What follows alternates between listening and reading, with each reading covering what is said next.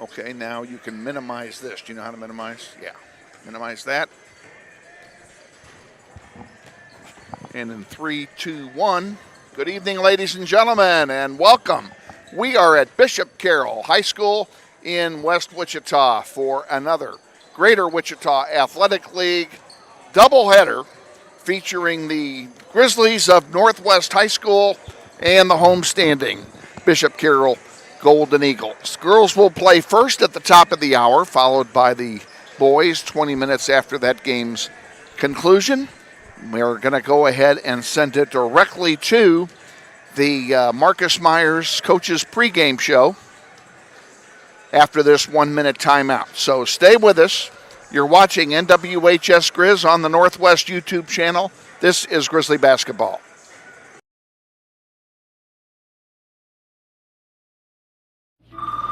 Hey man, you going out for football? Band class still needs you, man. Kansas students have choices to do or not to do.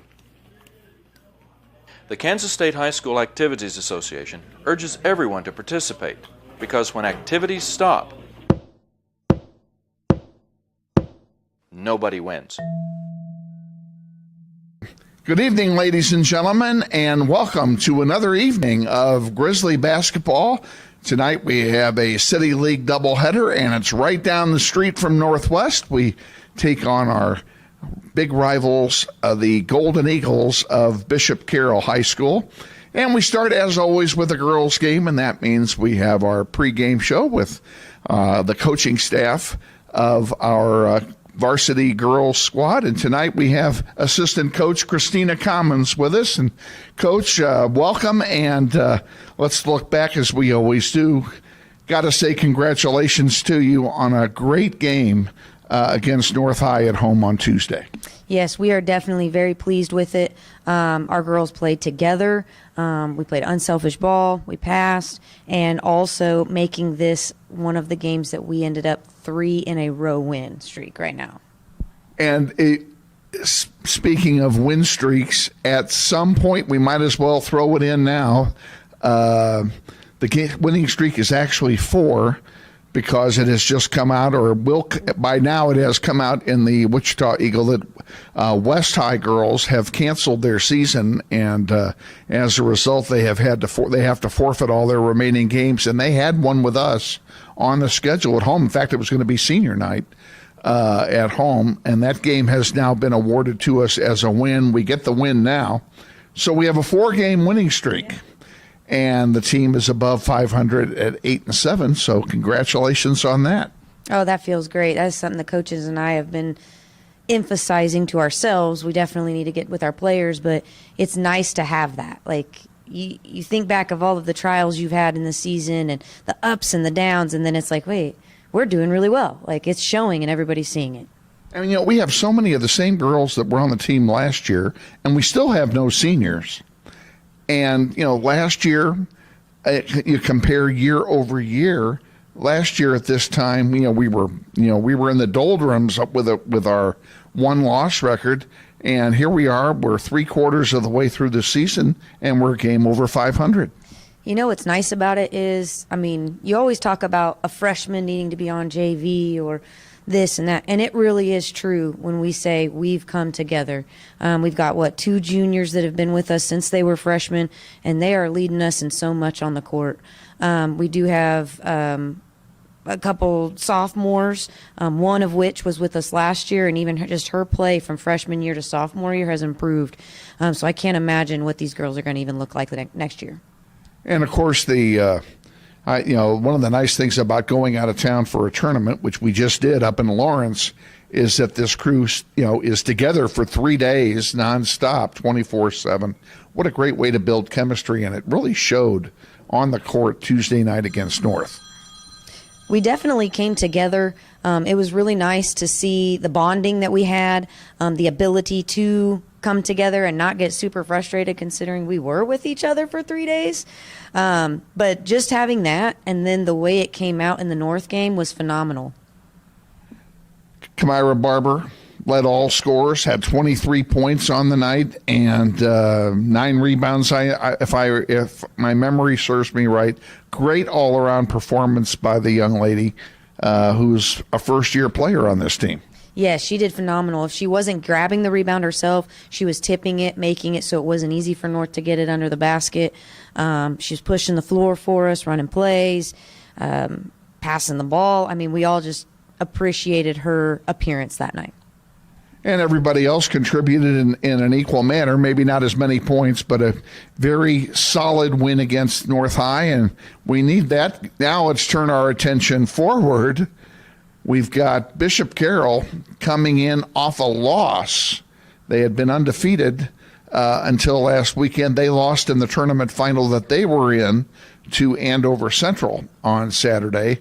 So not only are we facing a team that is 12-1, but they just lost and they're mad. Oh, yeah, they probably are. That's no lie or joke in that one. But now it's also, but we're coming off of wins. We're coming off of, I feel like we're playing the best ball we've played, and you haven't seen what we've got yet. Like, I think it's still to come. And I think this game tonight here at Carroll is going to be winnable. No question about it with the crew we've got. Yes, if they do exactly what we're asking them to do, very similar to what we asked when we played Even Capon, our girls can make a lot of heads turn, and we can frustrate a lot of people with doing what we're supposed to. Well, we'll see what happens here at the top of the hour when the girls tip it off against Bishop Carroll. We wish them the best of luck. Always talk about injuries, and let's take just a moment. Give us a quick update on Miss Simpson. She's doing all right. We came home on Saturday. Obviously we had to get checked by the doctors and everything. She's now going through the whole protocol, and she's already visited her doctor, and now she's working with our trainer, Tommy, and how we can get her back. Any idea? Has Tommy given any indication as to how long she might be out? Well, it's all paperwork, and once we get the paperwork, then we can really, truly start the process. But I can see her back sooner than what we're expecting. Well, we'll wish her the best of luck on a speedy recovery, and hopefully we'll have her back soon. Anybody else hurt? I mean, you all have your sprained ankles, your jammed fingers, and, just a little fatigue. But other than that, no, we're actually doing really, really well health-wise. Okay. We'll wish you the best of luck tonight against the Golden Eagles, and look forward to a visit with you or with Marcus on Tuesday before our game on Tuesday night. Yes, thank you so much.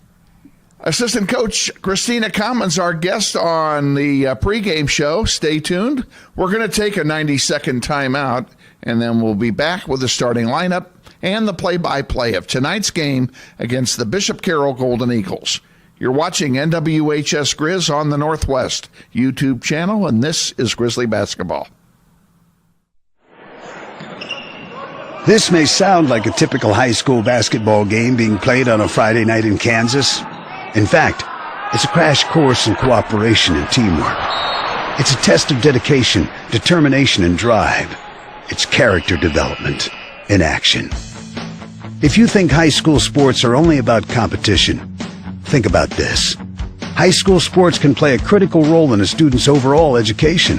In fact, studies show that students who participate in school sports are more likely to enjoy greater levels of achievement in their academic lives. At the same time, playing sports helps teach lessons not covered in the classroom. Lessons like tolerance, respect for the rules, and the importance of supporting your community. High school sports, a winning part of a complete education. This message presented by the Kansas State High School Activities Association and the Kansas Interscholastic Athletic Administrators Association.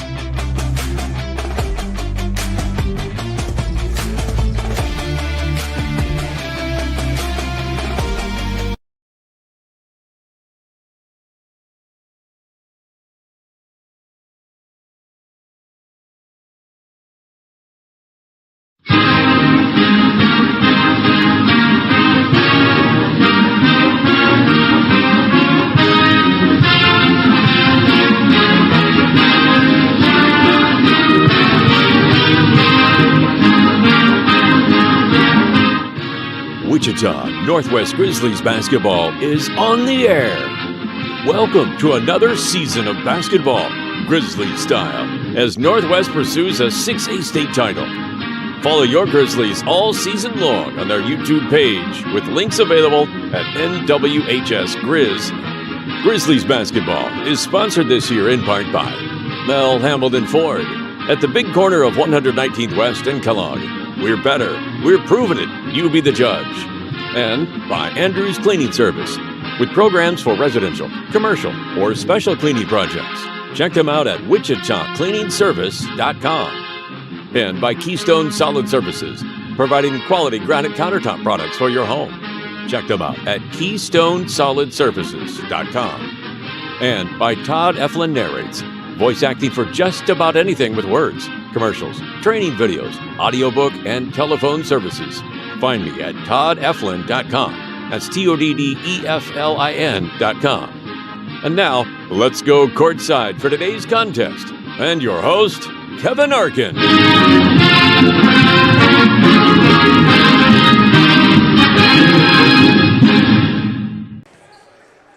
Thank you, Todd Eflin. Good evening, ladies and gentlemen, and welcome to the gymnasium at Bishop Carroll Catholic High School in Golden Eagles, and one of the biggest rivals to Northwest Grizzly athletic program, where tonight we have a Greater Wichita Athletic League doubleheader for you, starting with the girls, who will tip it off here in about 4 minutes.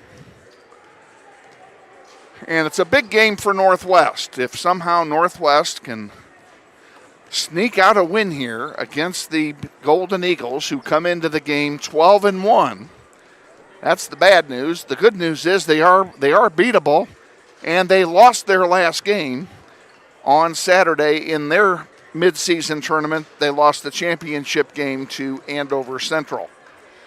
Grizzlies, on the other hand, are 8-7 on the year. They're on a 4-game win streak, which includes 3 that they've played and 1 that they earned by forfeit. If you saw the Wichita Eagle today, there's an article in there about Wichita West High School's girls basketball program, which has ceased operations for this year, as they just don't have enough players to play basketball. So the athletic director at West High made the very difficult decision, and the very correct decision, with only 4 players left in the program, to go ahead and call it a year, and they've canceled all their games. Keisha has awarded forfeits on all 20 of West games to their opponents for the purposes of seeding. So that is one of the 4 wins that we have gotten since our last loss, which was to Cape and Mount Carmel some 2 weeks ago. I'm joined tonight by Elizabeth Dibben. And Elizabeth, welcome aboard, first of all. Glad to have you back tonight. Good to be back. And it's going to be a tough night here for both of our teams for different reasons. Bishop Carroll's girls team is favored to win state. They were ranked number 2 in the state until their loss last Saturday.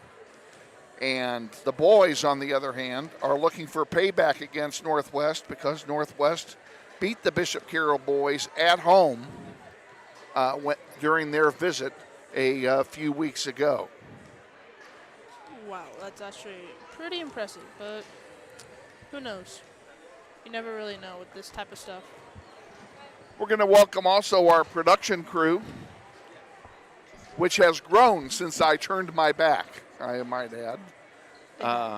Jonathan Scheu is our executive producer here tonight. He's got charge of our students. This is going to be a truly student-driven production tonight.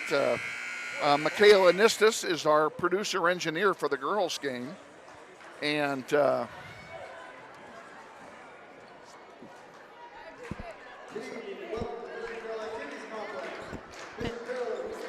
the game's about to start. Hang on one second. Let's just hope that Northwest can strike out a win for both. Amara Reid is on camera tonight boys and for the girls, at least for the girls' game. You see, they'll be switching around as they're all here to learn, and we've got some. Makayla's been here before. So she's not a total rookie. Amara, I think this is her first time out. And we're looking for some others to perhaps join us as well. And Jonathan Scheu, our executive producer and senior, has it under control. We're ready for the national anthem.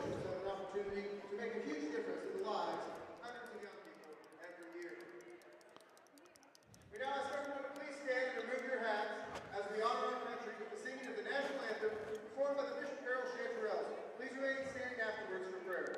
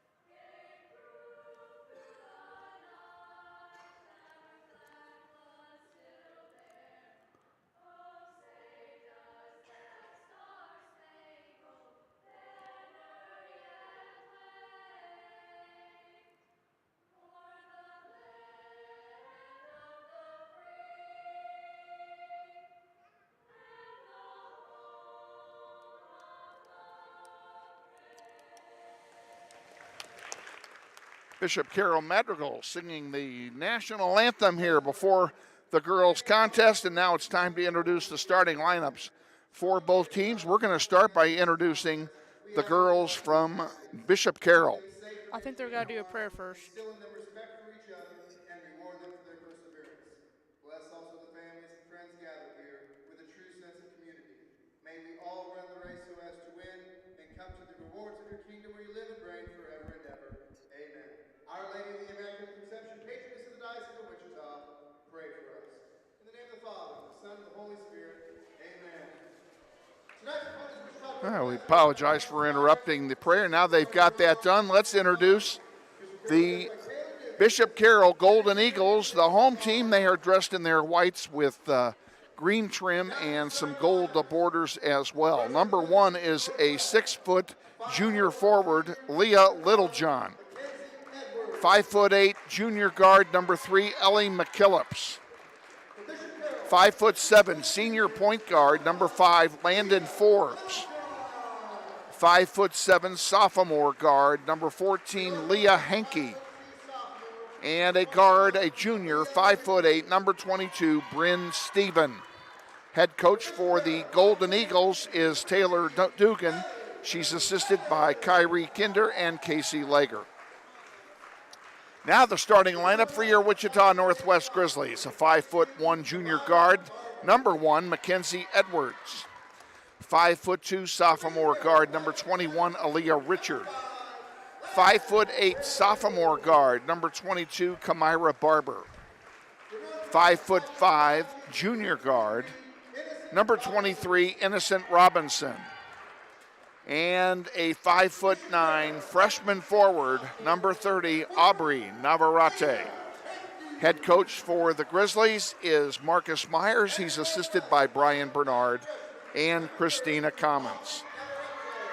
Grizzlies are in their road blues. They're in my favorite uniforms today, the road blues with the gold numerals and the gold trim. As far as I'm concerned, they can wear those every game. Those are the best uniforms on the planet. You sure about that? Yep. Okay. I am sure about that. Can't argue with There you. is no question at all. Getting set for the start of this one, Grizzlies will play from right to left here in the first half. And a small crowd. For a Friday night, it's a small crowd as we start out. I expected a bigger crowd for the girls' game only because Bishop Carroll is 12-1 on the season. They have an excellent opportunity to make a lot of noise in the state tournament this year. Well, I guess no one cares. So A well-rounded team. I bet you a bunch of people will show up for the boys, though. Hopefully. Littlejohn and Barber will tip it off here. Ball's in the air. We are underway, and the toss is won by Northwest. Robinson will bring it across the timeline. She's joined by Edwards, Navarrete, Barber, and Aaliyah Richard. Barber sends it back out to Richard, top of the key, in the corner now to Edwards. Back to Aaliyah Richard. Grizzlies trying to avenge a loss at the hands of these Golden Eagles at home several weeks ago. And the Eagles really did manhandle the Grizzlies that night, but this is not the same Grizzly team that played several weeks ago. Kamira Barber scores and the Grizzlies lead 2-0. Down comes Bishop Carroll. With the ball, Leah Littlejohn. She will pass it out here to Henke at center. Henke was a thorn in our side 2 weeks ago, that's for sure. McKellips gives it out now to Littlejohn. Littlejohn wearing goggles tonight. I think she wore contacts during the last meeting. Bryn Steven puts it in off the rim, rebounded by Robinson. Here comes Northwest back. Robinson brings it up, facing a 2-1-2 zone put on by Bishop Carroll. Barber back over to Robinson. On the far side, Navarrete back out here to Kenzie Edwards. Edwards to Barber. Barber back to Navarrete. A three from Navarrete off the rim, no good. Rebounded by Landon Forbes. And here comes Bishop Carroll back on the far side. Steven dishes it off. Littlejohn from the free throw stripe misses off the heel. Rebounded there by McKellips. Back out Landon Forbes with it now. Dishes it back to Littlejohn, back to Forbes. Forbes from three-point land drives and gives it back to Littlejohn. Back to Forbes, uncontested, 15 feet, scores. And we're tied at 2 with 5:45 remaining in the first quarter. Carroll bringing full court defense already. The pressure's on, and now we have a 5-second count called against Northwest. That'll turn it over to Carroll, and that full court pressure worked. Grizzlies were not prepared for it. There's a lot of passing. They're not making a lot of baskets, but they're making a lot of passes. Forbes will pass it to Leah Henke into the corner. Back to Forbes off the glass, and it falls, and Carroll leads 4-2. Robinson to Barber, up to Richard. Richard drives, puts it up, it's blocked, and the rebound to Lily Martin, who just snuck into the game when we weren't paying attention. Shot misses, rebounded by Robinson.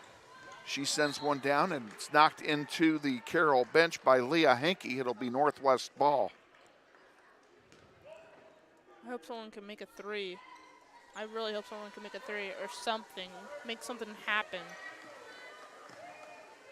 Kenzie Edwards gives it to Robinson. Navarrete for three. That's way short, and it's rebounded there by McKellips, and Bishop Carroll will come back. Forbes brings it down the floor for the Eagles. Martin off the glass, and she scores. And 3 buckets by 3 different players for Bishop Carroll, and the Grizzlies trail by 4.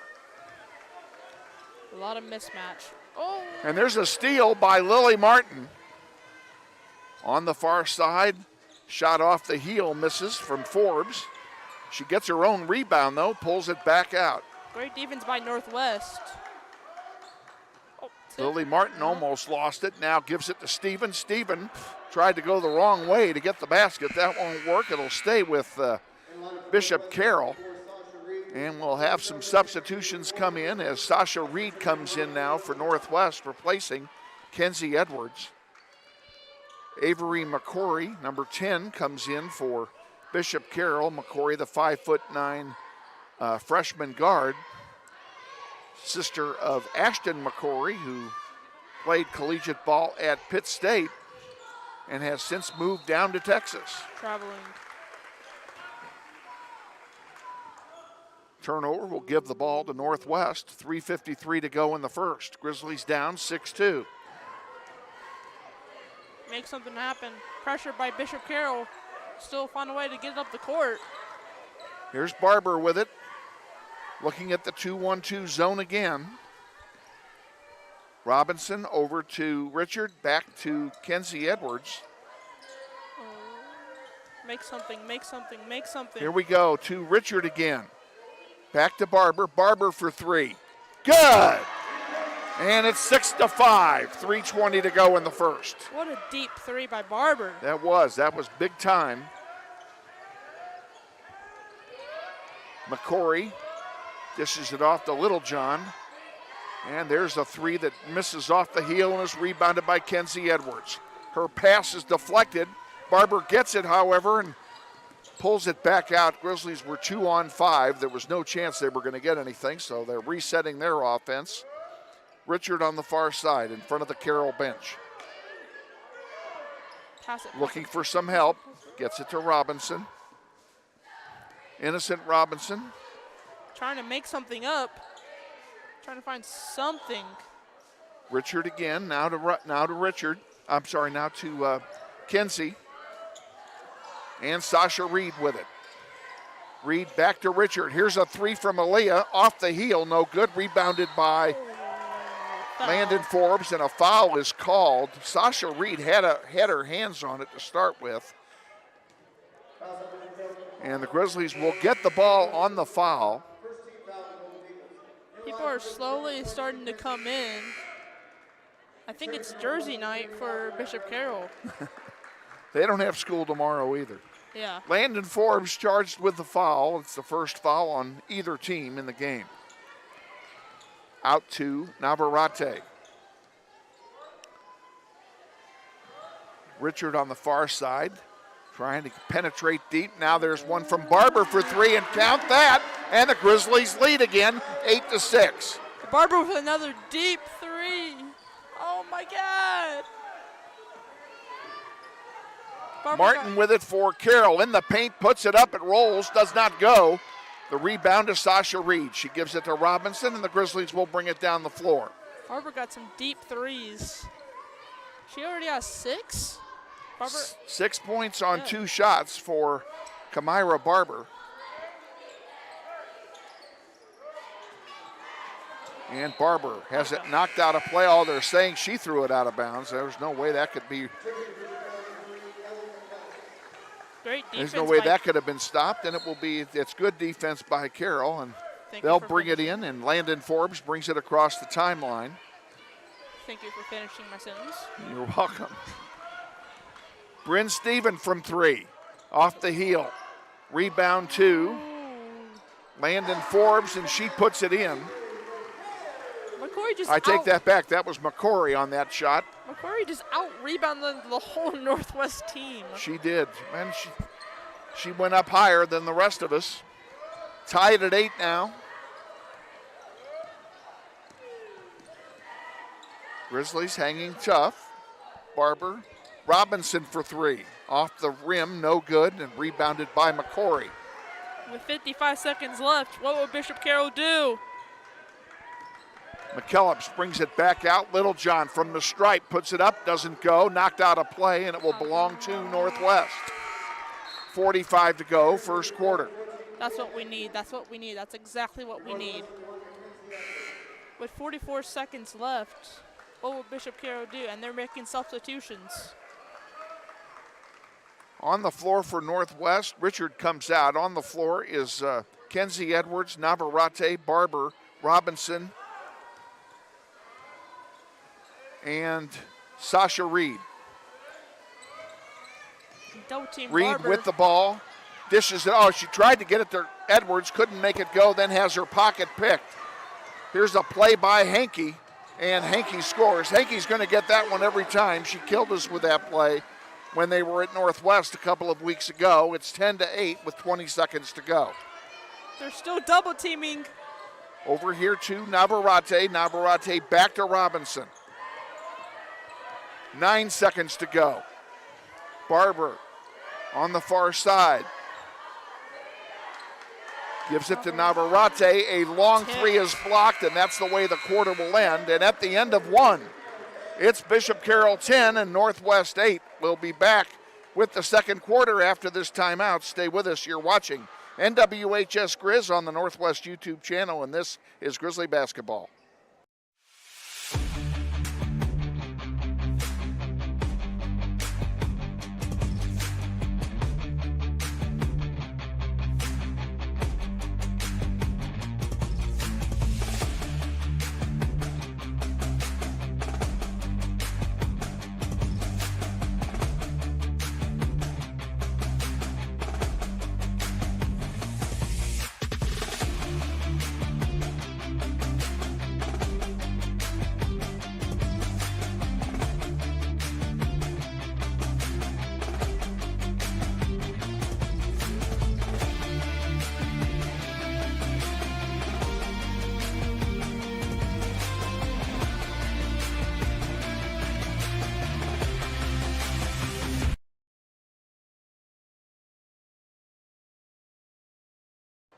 One.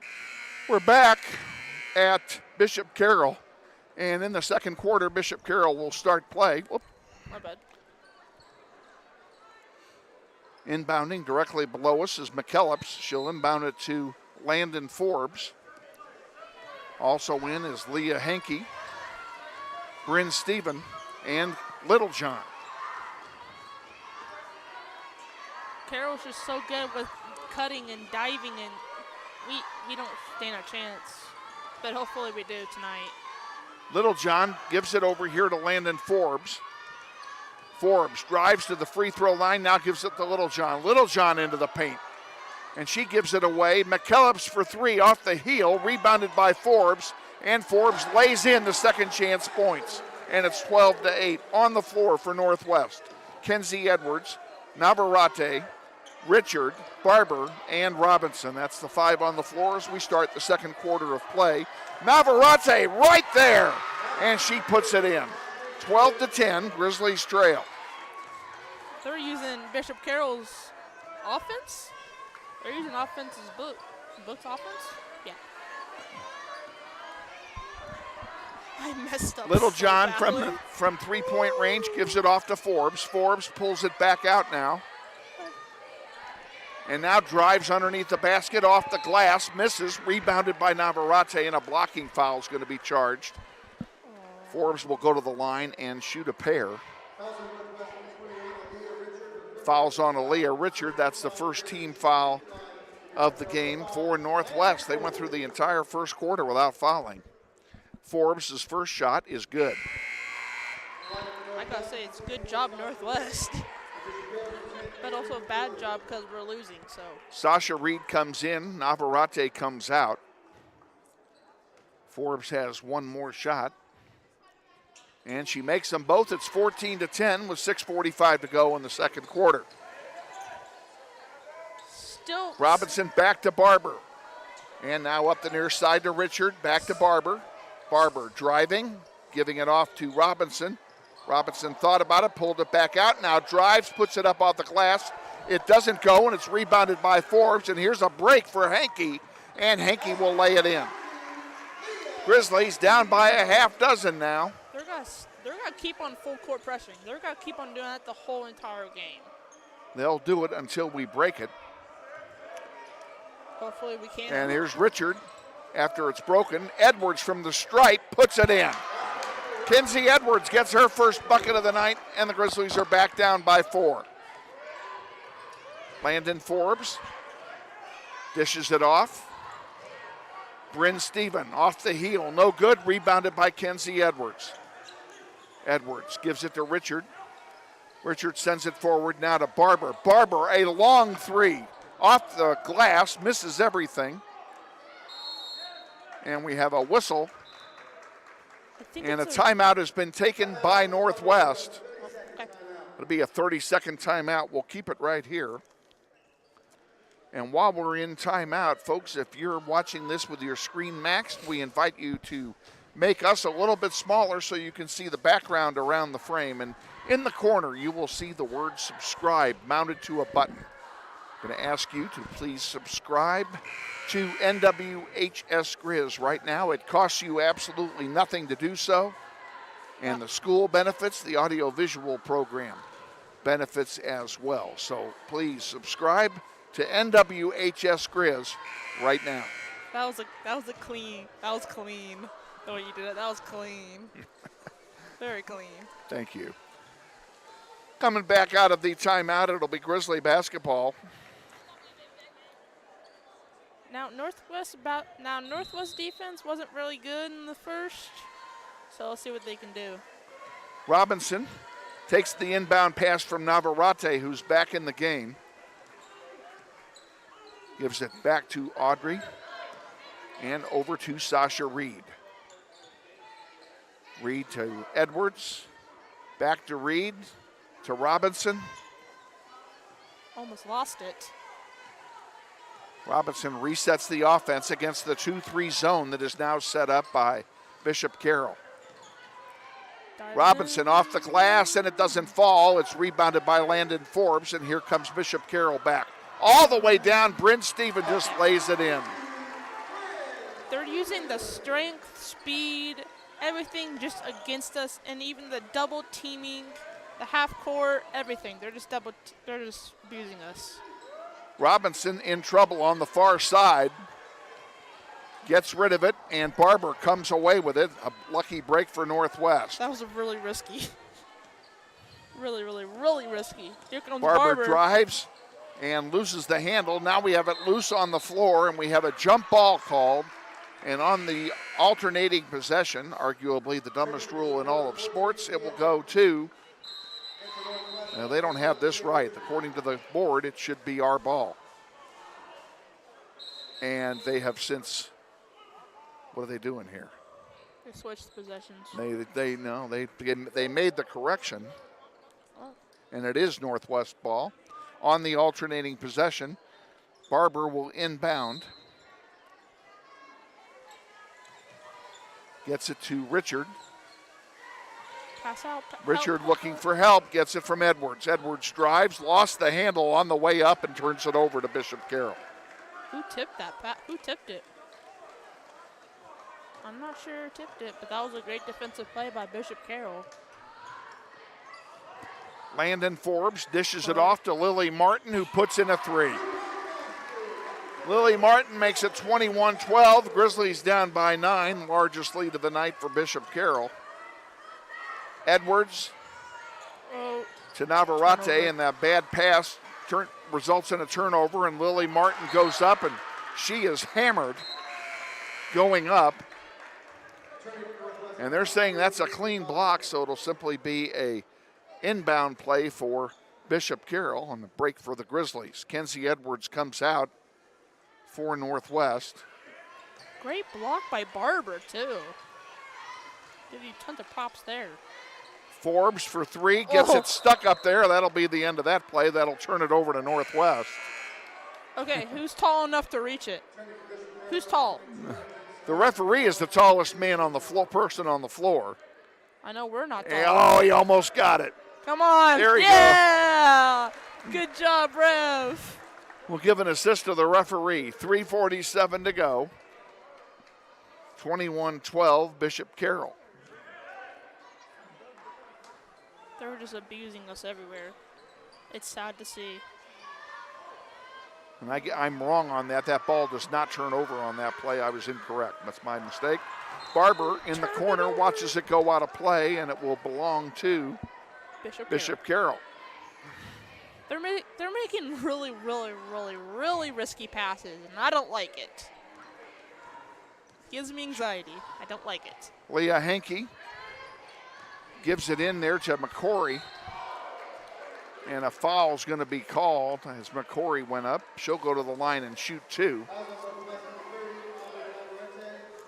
It's on Navarrete. That's her first. Second team foul on Northwest. And great defense. McCory will go to the line and shoot two. The first one is good. Great defense by Northwest, too. But it results in a foul, so But still, great defense. Keep it up without the fouling part. McCory makes them both. Grizzlies trail by 11. 3:30 to go in the first.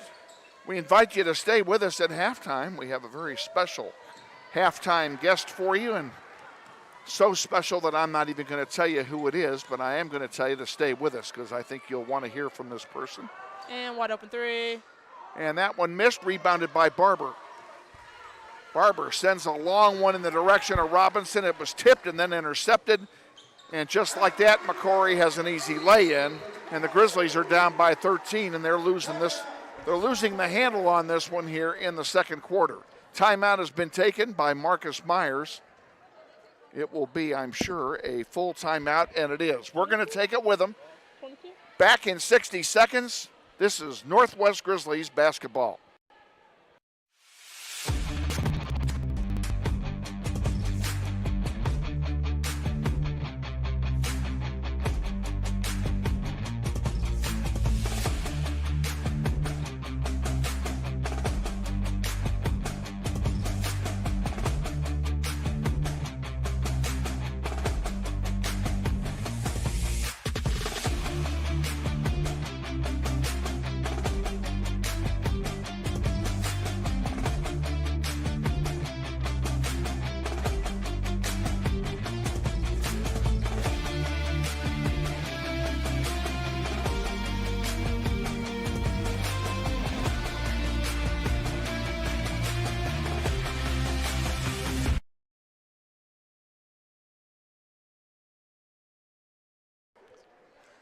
Back at Bishop Carroll, coming out of the timeout, it'll be Grizzly basketball.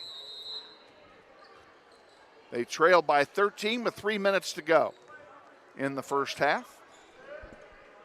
Full court pressure being put on by Bishop Carroll again. Barber. Pushing foul. She's called for a 10-second violation. That'll turn it over to Bishop Carroll. I don't know why I thought that was a pushing foul. Inbounds it. Hankey gives it back to Lily Martin. She goes up. It's short. Rebounded by Littlejohn. And all of a sudden, back out with it is Leah Hankey again. Bryn Steven with it on the near side. Gives it off to Lily Martin. Martin to Bryn Steven. Put some Steven pressure. to Hankey. Put some pressure, put some pressure, put some pressure. Man-to-man defense being employed by Northwest.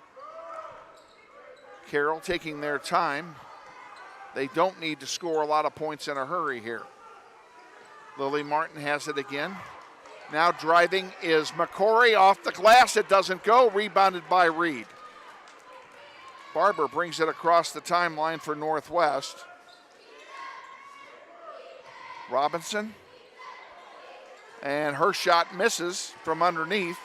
Rebounded by Carroll. McCory's going to have an easy lay-in, and she missed as well. Aaliyah Richard gets it to Sasha Reid, and here comes Northwest back. Good play by Richard to save that possession. Barber off the glass, good. Kamira Barber gets us our first points in a while now. Robinson on a steal. Missed the bucket, but the ball's going to stay with Northwest. Barber's like, frick it, I'm taking the whole team on my back. I'm going to be Superman. Or Supergirl, I should say. 1:20 to go, first half. Grizzlies down by 11. Richard for three. Off the heel, no good. Rebounded by Robinson, and now looks like a foul's called on Robinson, I'll bet. It is on Robinson. That's her first. Third team foul in the half for Northwest. Landon Forbes will bring it down for the Eagles. Forbes from three. Off the heel. No good. Rebounded there by Leah Hankey. Sasha Reid gets that rebound. Gives it to Barber, and Grizzlies come back. We have less than a minute to go in the first half.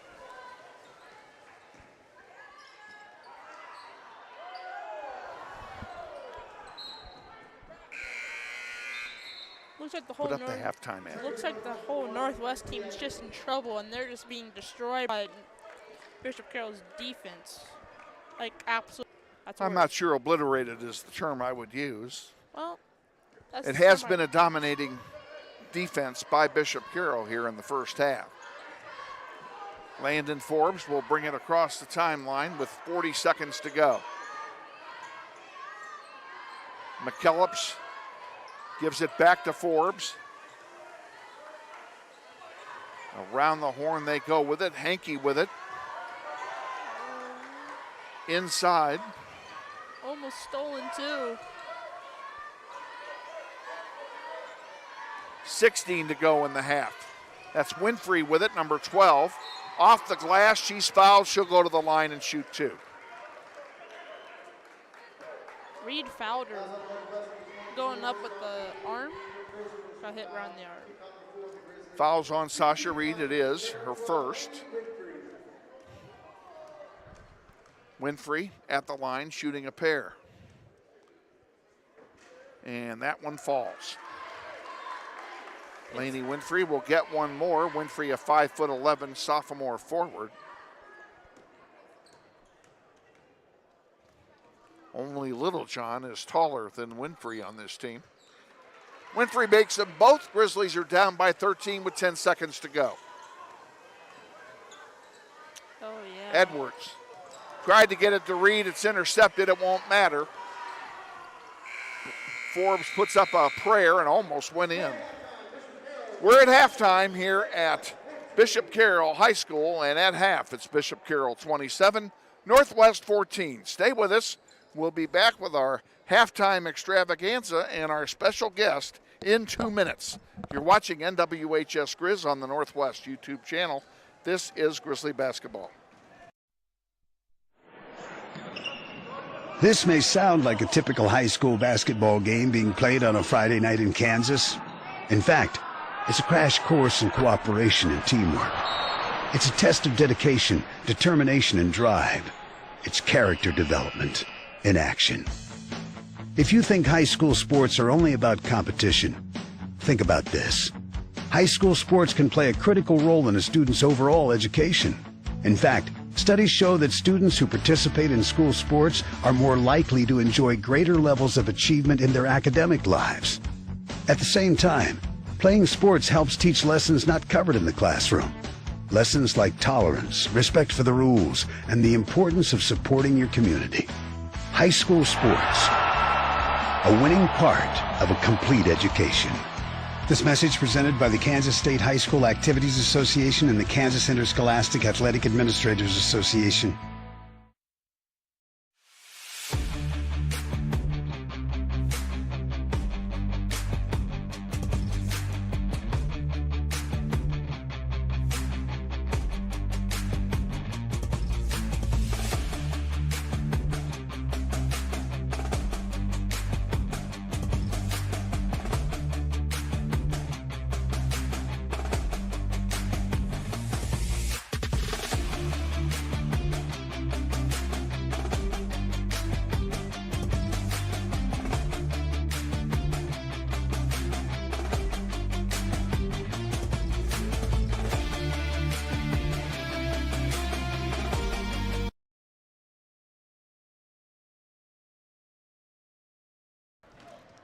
Welcome back to Bishop Carroll High School, where the Grizzlies trail the Golden Eagles in the girls' game 27-14 at half. And we'll give you the scoring highlights here if we get a chance at the end of our halftime intermission. I want to welcome aboard our very special guest. And if you recognize this young lady, one of the nice things about it is that she is upright. This is Anaya Simpson. And if you watched our game, oh, we have somebody passing. There we go. We're in a high traffic area here, folks. That's the way it is. Why don't you slip over here a little bit toward me? There we go.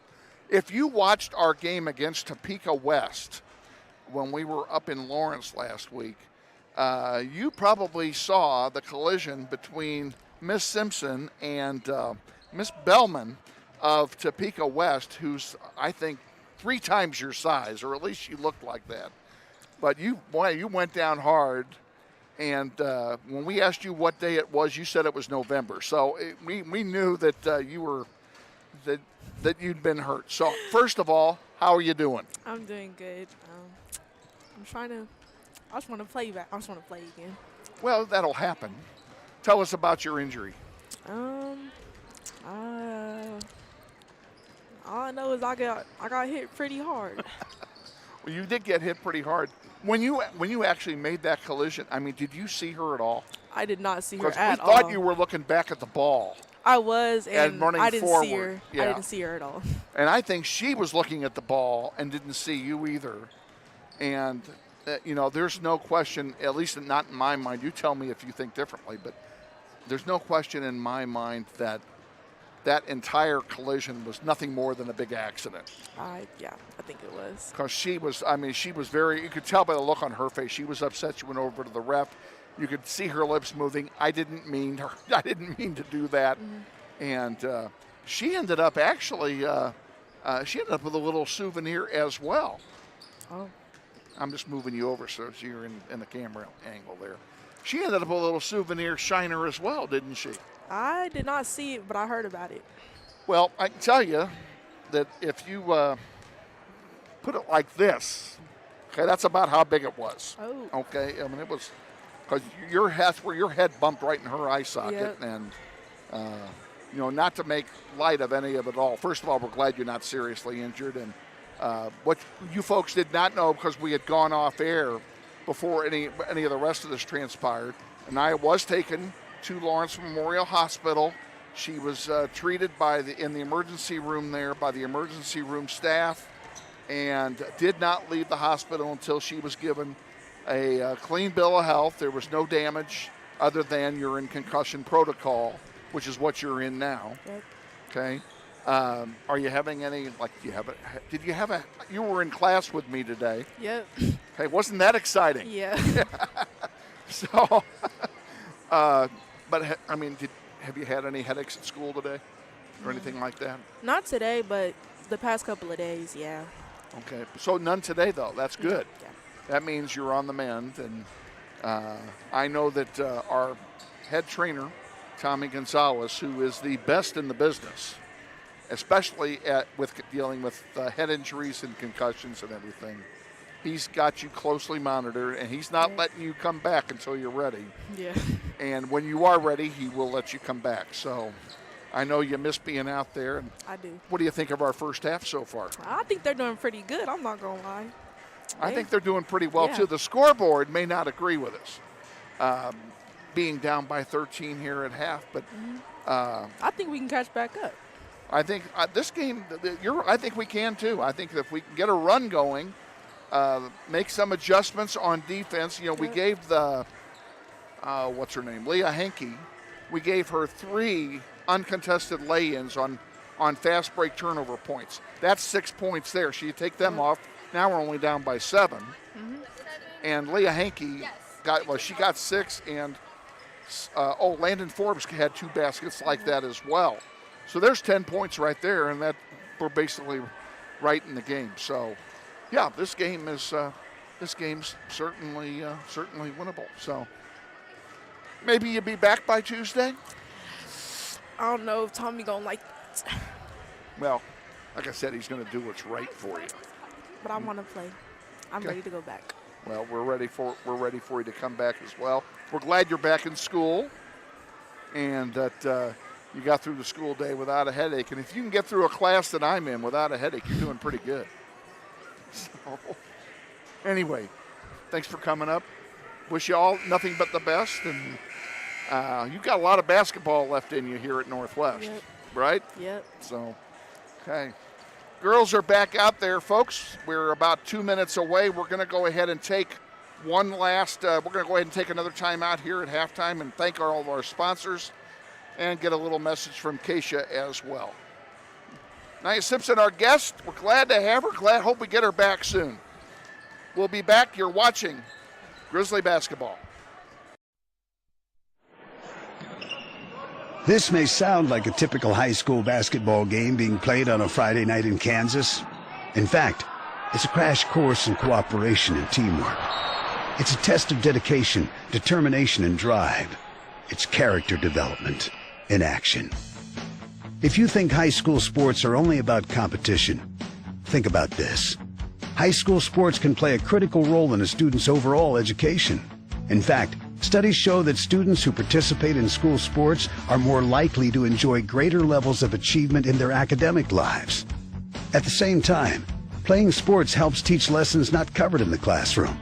Lessons like tolerance, respect for the rules, and the importance of supporting your community. High school sports, a winning part of a complete education.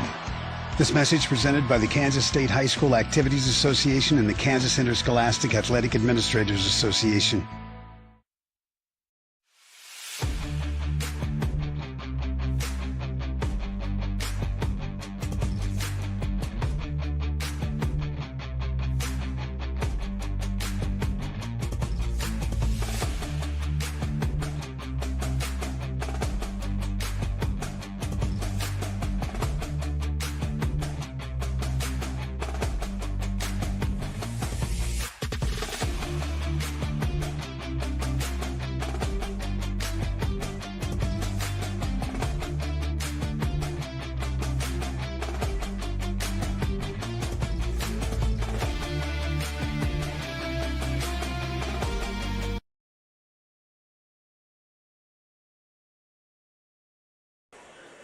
Welcome back to Bishop Carroll, where we're getting set for the start of the third quarter. Grizzlies trailing 27-14.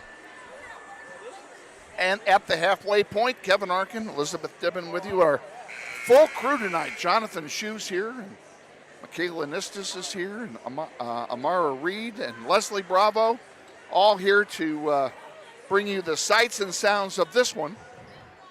Grizzlies will inbound to start the second half on the alternating possession, and they've got their work to do. Like a lot of work. On the floor for Northwest, Robinson and Richard and Barber, Navarrete and Edwards, and now we have a jump ball call that'll give it to Bishop Carroll on the alternating possession. It looks like Bishop Carroll prefers bully bowl. Landon Forbes brings it across the timeline for Carroll. She's out there with Littlejohn, McKellips, and Forbes just scored. McKellips also out there along with Leah Hankey. Littlejohn and Bryn Stephen, their starting five, is also in the game for Carroll. Here's a steal by Forbes, 2-on-1 break. Oh, and they missed it. Forbes gets the rebound, though. And that pass is intercepted by Robinson. And she wisely stops instead of going 1-on-3. Now it comes back to where they'll set the offense up. 2-3 zone being played by Bishop Carroll. Kenzie Edwards on the near side sends it over to Navarrete, who lays it in. Beautiful play. Beautiful, beautiful, beautiful pass. Forbes brings it down the floor for the Eagles. Where you go, man? Hey. My bad. Okay. Back out to Bryn Stephen, top of the key. On the far side it goes to McKellips. Forbes from 6 feet puts it in. 31-16, Grizzlies trail, 6:30 to go, third quarter. Boys game will immediately follow this one. That one intercepted by Littlejohn. Sent forward, and that one's intercepted by Robinson. Now Robinson's pocket is picked by Landon Forbes, and she'll have an easy lay-in. And she missed it. And the ball out of bounds will go to Northwest. It's just going back and forth. You don't know where to put the camera. It's just back and forth.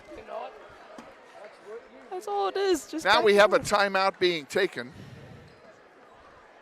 I'm not sure who took it. Northwest. It's a full timeout. We'll take it with them. And I have to ask our executive producer here, did we change the commercial back? we to do that. Let's just hope that, because it's 31-16.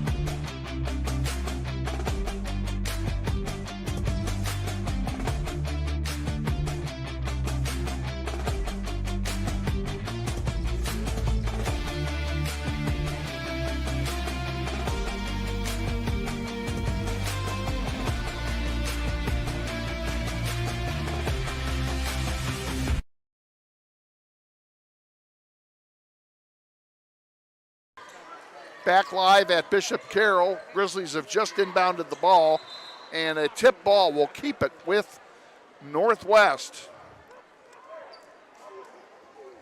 As the ball went out over the baseline, just inside, 6 minutes to go here in the third. Grizzlies need to get a run going. Like, really, really bad. Unless this game won't be entertaining. Out to Navarrete, top of the key, over to Barber on the near side. Bishop Carroll switching to a man-and-man defense, and Barber puts it up over everybody. Grizzlies back within 13. Landon Forbes for Bishop Carroll, sends it wide to Steven. McKellips for three, good. Ellie McKellips gives them a 16-point lead. Robinson over to Edwards. Back to Navarrete. She puts up a three. It's off the heel, no good. Rebounded by Hankey. Bryn Steven will bring it across the timeline, giving it to Forbes on the near side. Landon Forbes in the paint, puts it up. It's blocked by Navarrete and rebounded by Edwards. Kenzie Edwards will bring it across the timeline and gives it to Robinson on the far side in front of the Grizzly bench.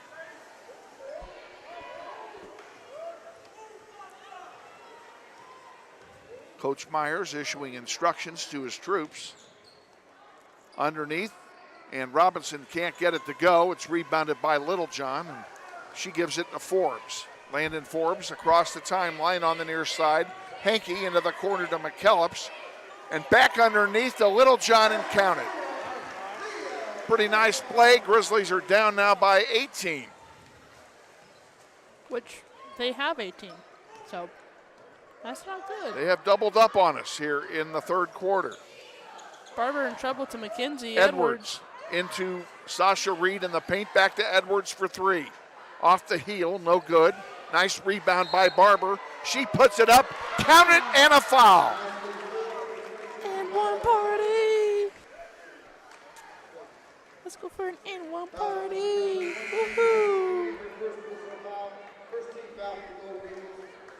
Well, they still haven't put our basket up. And Wholesale substitutions as Robinson takes a breather. Now the basket is up. It will be Barber going for one. And it's off the heel, no good. Rebounded by Winfrey. Winfrey from Hankey. Winfrey will bring it down herself. Giving it to McCory. Over on the near side, Lily Martin. Back to Winfrey from 15, good.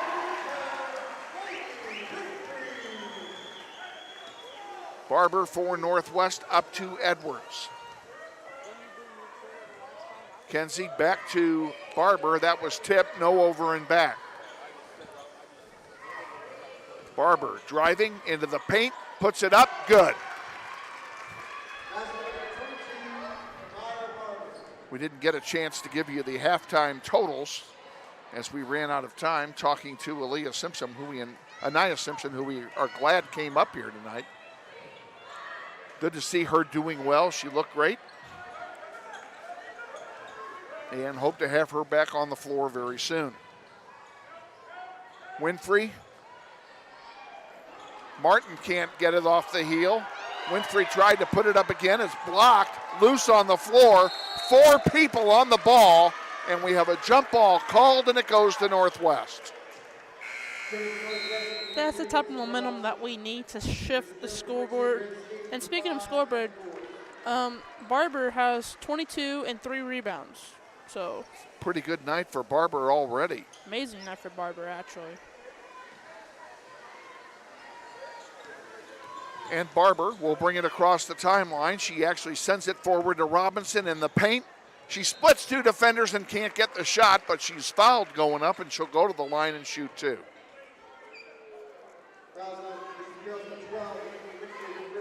I think it's interesting that neither team was in the bonus in the first half, and neither team was even close. Robinson's first free throw, rims in and out, no good.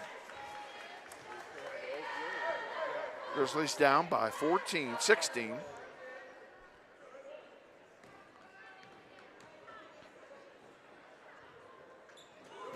Robinson makes 1 out of 2. 38-23, 2:42 to go, third quarter. Bishop Carroll slowly starting to fill up, like actually double since the last time we did it. Bryn Steven, top of the key, dishes it off to McCory, Back to Winfrey. She missed, rebounded by Robinson. Richard tried to pass it to Barber. It's intercepted by McCory, and then McCory throws it out of play. Northwest will get it on the turnover. Love to see Richard to Barber. Now Barber sends it up to Reid, back to Barber. Barber in the paint, drives, puts it up, and they're saying this foul's on the floor.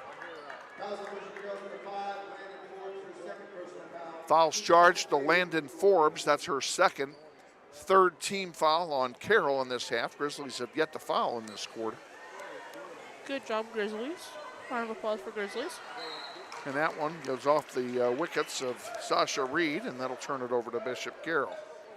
Wickets? Wickets. Okay. We're gonna pretend that McCory underneath, lays it in. There's that play. We talked about it at halftime. Now they got McCory doing it that time. It's Robinson looking for help, running out of time, and gets it to Barber. Barber barely makes it across the timeline, and without being swamped. And there's Reid underneath and scoring. Sasha Reid, I think that's her first bucket of the night, if memory serves. 40-25, 1:30 to go, third quarter. Underneath, Winfrey from 10, misses everything, rebounded by Steven. And that one is picked off by Barber. Here's a mad dash to the basket, and Barber scores. 40-27. Barber has 25, I believe. And a timeout's been taken by Bishop Carroll, I think. Come on, tell me what we got.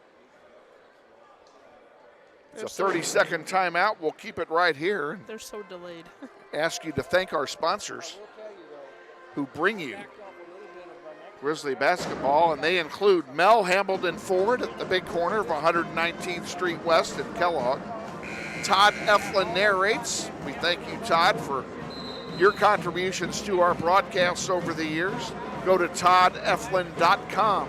That's TODDEFLIN.com. Christopher Daniels Jewelry and Watch Repair. Jensen Chiropractic Clinic, Chance Transmission. Maid Pro, MAID Pro of Wichita. Taco Prano at 21st and Tyler. Keystone Solid Surfaces, and Andrews Cleaning Service. Bishop Carroll will inbound coming out of the timeout. Little John gives it to McKellips. On the near side, Hankey puts up a 3. Off the rim, no good, rebounded by Navarrete. Barber to Robinson. Back to Barber. Now the 2-3 zone by Carroll is back in play. Less than a minute to go in the third quarter. Set it up, set it up. Northwest, please set it up. Barber. Top of the key, looking for the offensive play. They may go for one now. Robinson for three. Good! Grizzlies back within 10. 25 seconds to go in the quarter. Clutch Forbes three. brings it up over the timeline for Carroll, and now they will go for one. Clutch three by Robinson.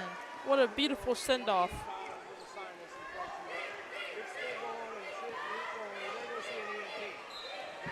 Robinson almost, she did get called for the foul. That's her second foul. So it's the first team foul of the half for Northwest. Barber comes out. Barber is replaced by Navarrete. Bryn Steven for three, good. Robinson with no time on the clock, that'll do it. We're at the end of 3 periods of play. Northwest trails Bishop Carroll 43-30. We'll be back with the fourth quarter in 60 seconds. You're watching NWHS Grizz on the Northwest YouTube channel. This is Grizzly Basketball.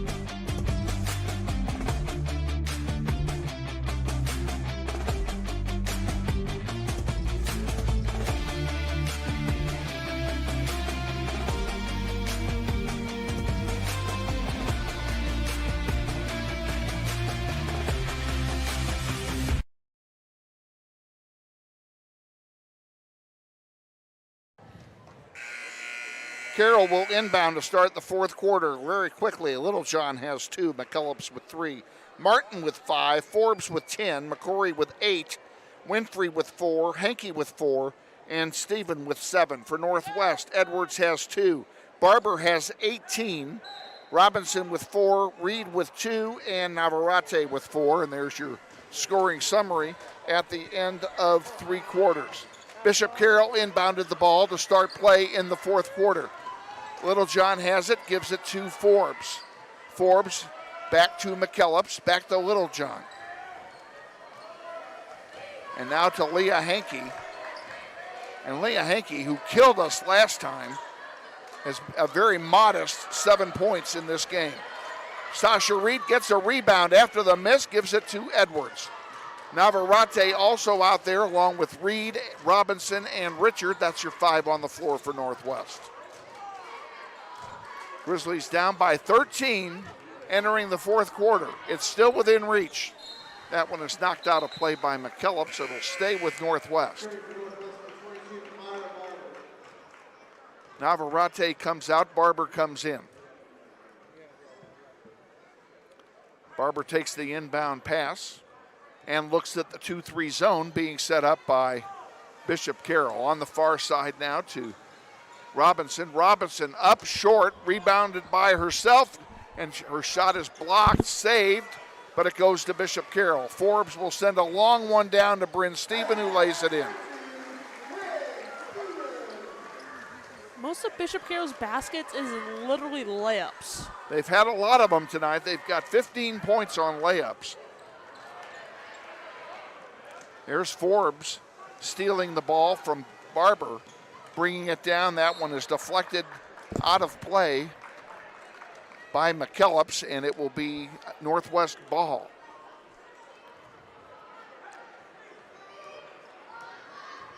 Come on, Boys Northwest. game will follow 20 minutes after the conclusion of this one, so stay with us. Grab yourself a bologna sandwich and enjoy a quick snack before the start of our game. Leah Hankey, all of her points, with the exception of a free throw, have been lay-ins on fast break points. Bologna sandwich? Robinson gets it up to Barber. Barber. Oh, Barber threw it over everybody, and it will turn over to Bishop Carroll. And almost hit a kid. Okay. And now we have a timeout being taken by Wichita Northwest. We're going to take the timeout with them as well. 5:58 remaining, 47-30. Grizzlies trail. Will be back. This is Grizzly basketball.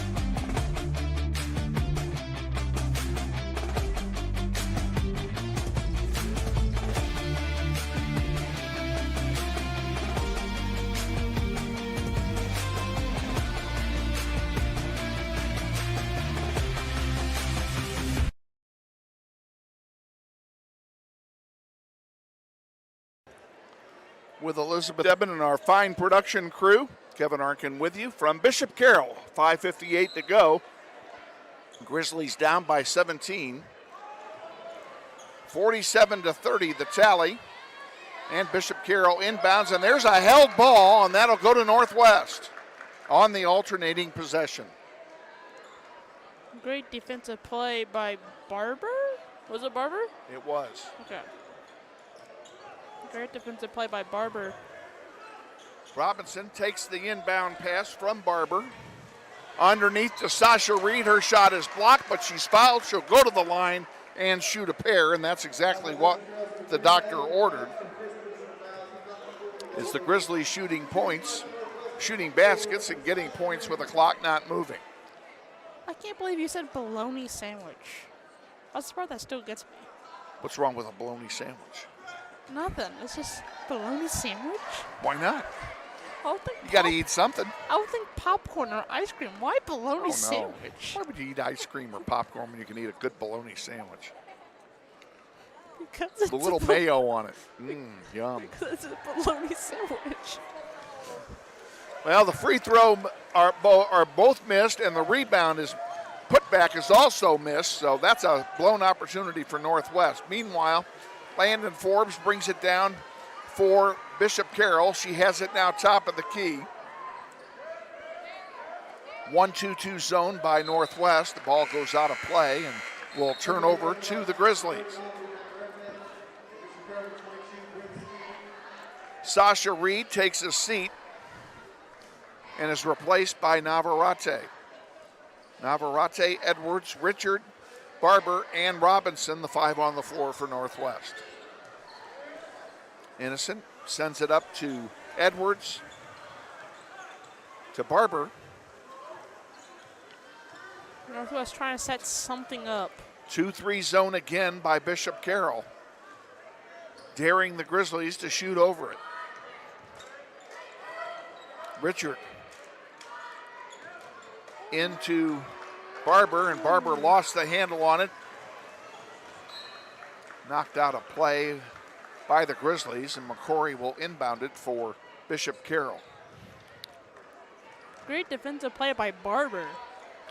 Amazing defensive play by Barber. How are you? Huge close. Coach Clifton has just popped his way into the press box, and we may have to talk a little soccer with him in between games. What do you think? Huh? I got Skaggs coming up at halftime. We'll get you in. You come up anyway. We'll get you in there. Bye, Clifton. Hopefully Clifton will join us here before we go off air tonight. Barber with the ball. Grizzlies down by 19. Navarrete, a three. Off the rim, no good. Rebounded by Barber. Barber underneath to Richard, and she can't finish. That's been the story of the Grizzlies tonight, Elizabeth. They have been unable to get those short baskets in, and nor can they get the second chance points. I think that's what's gonna end this ball game. Unfortunately. Richard was fouled. She'll go to the line and shoot two. Unfortunately, I don't want to say that, but it's true. And she makes the first one. She'll get one more.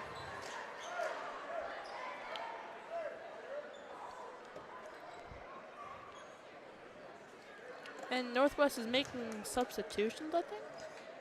I don't think so.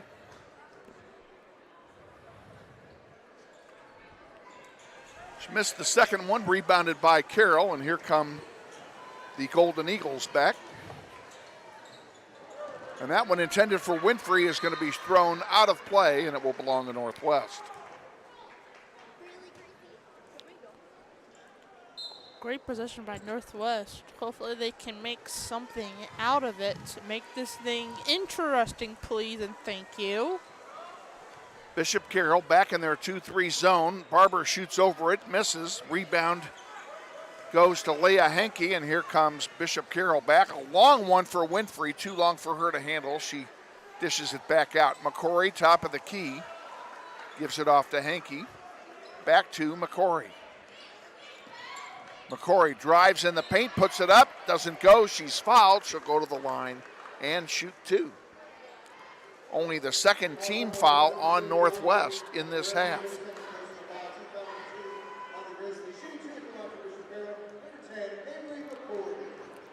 McCory will take the first one and make it. 50-31. Bishop Carroll, 3:22 to go.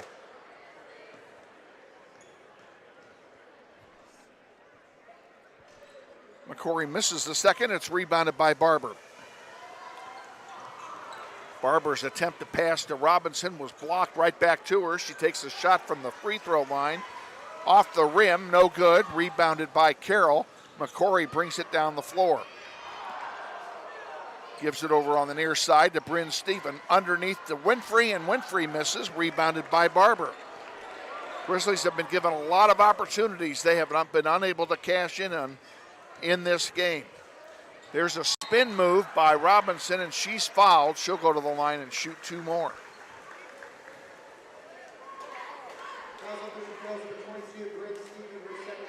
And with 2:50 to go, the foul's on Bryn Stephen. That's her second. Grizzlies will be shooting free throws on every foul for the rest of the game. First one by Robinson is good. In for Bishop Carroll, a 5'11" sophomore forward, number 30, Megan Simon, joins the game.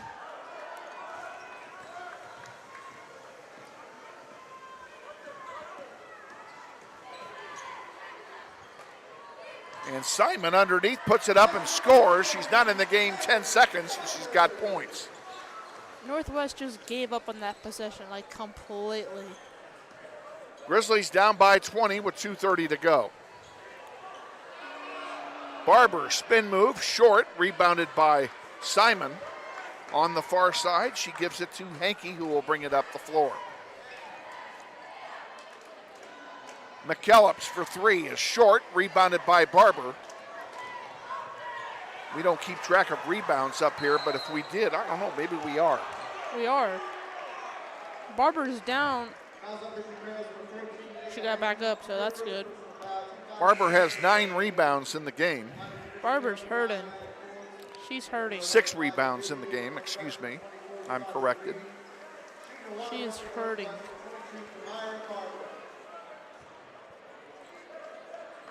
I would just take her out for the rest of the game, but I'm not the coach, so I don't make that decision.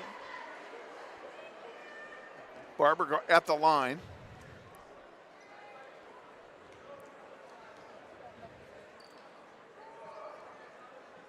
Free throw is no good on the 1-and-1. Rebounded by Henke. Henke will send it up. On the near side, Landon Forbes has it for Bishop Carroll.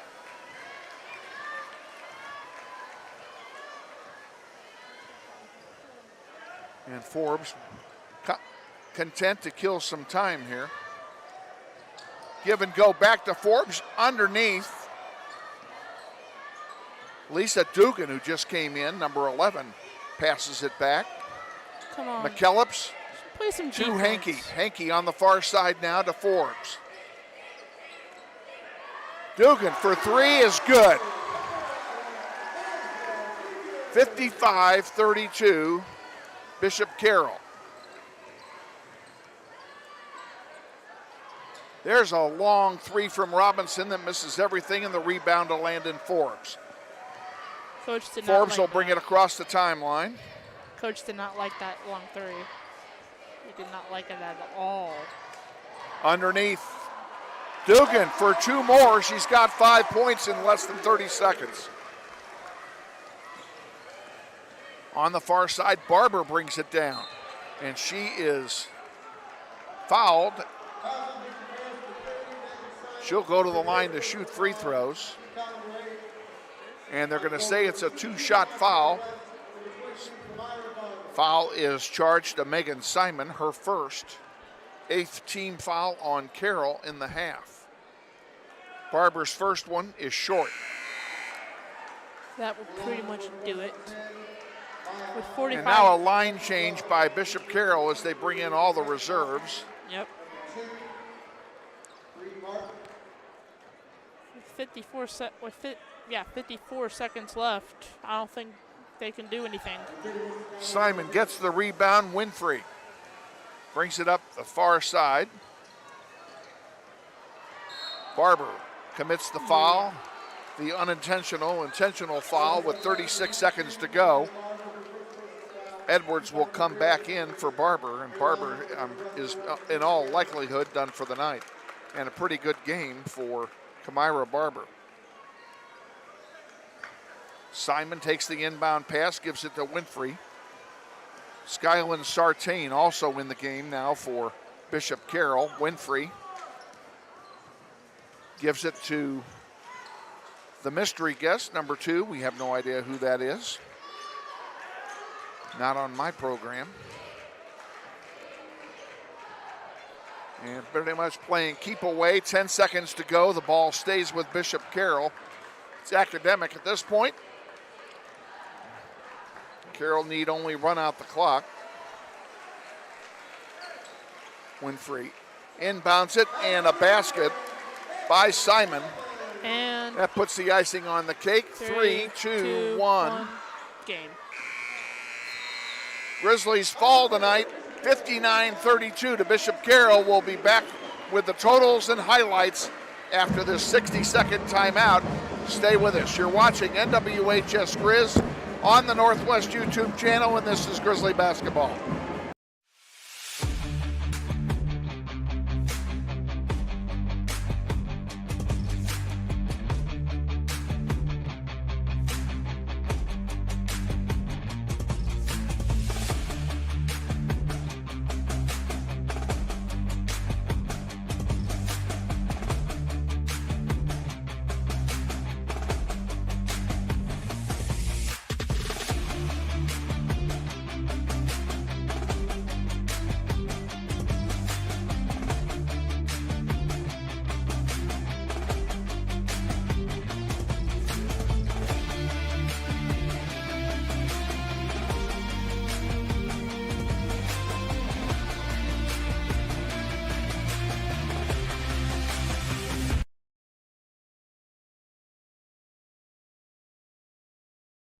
Good. Yep. Okay. Back at Bishop Carroll High School, where the Grizzlies fall tonight by a final score of 50. The scoring highlights will start with Bishop Carroll. Littlejohn, 2 points tonight. McKellips with 3. Lily Martin had 5, all in the first half. Landon Forbes with 10. Avery McCory with 9. Lisa Dugan with 5, all in the fourth quarter. Lainey Winfrey with 4. Leah Hankey with 6. She had like 80 in the game at Northwest last time. So that was, we did a good job of holding her back. Bryn Stephen, who did not score much at Northwest, had 11 to lead Bishop Carroll tonight. And finally, Megan Simon had 4 late in the fourth quarter. For Northwest, Kenzie Edwards had a pair. Aaliyah Richard only had 1 point tonight. Granted, she's got a broken finger, but we really needed more offense out of her tonight. Amara Barber, another great game, 18 points, but did not score in the fourth quarter. Innocent Robinson with 5, Sasha Reid with 3, and Navarrete with 4, and that rounds out the scoring for Northwest. So the Grizzlies fall 57-32. Elizabeth, any final thoughts on the girls' game? A lot of bad offense, honestly. We could not even, if we had it, we lost it. That's all I have to say. If we had it, we lost it. Carroll pretty much dominated this, but that's what they've been doing to teams all year. They improve to 13-1 on the season. Grizzlies fall to 8-8 on the campaign, and they'll have to try and get back over 500 on Tuesday night. We're going to go ahead and send it to the pregame show for the boys' game, which will start in 18 minutes if you're ready to go get your bologna sandwich. We're going to send it to a quick timeout from Keisha, and then Andy Hill will join us with our pregame interview. So stay with us. You're watching NWHS Grizz on the Northwest YouTube channel. This is Grizzly Basketball.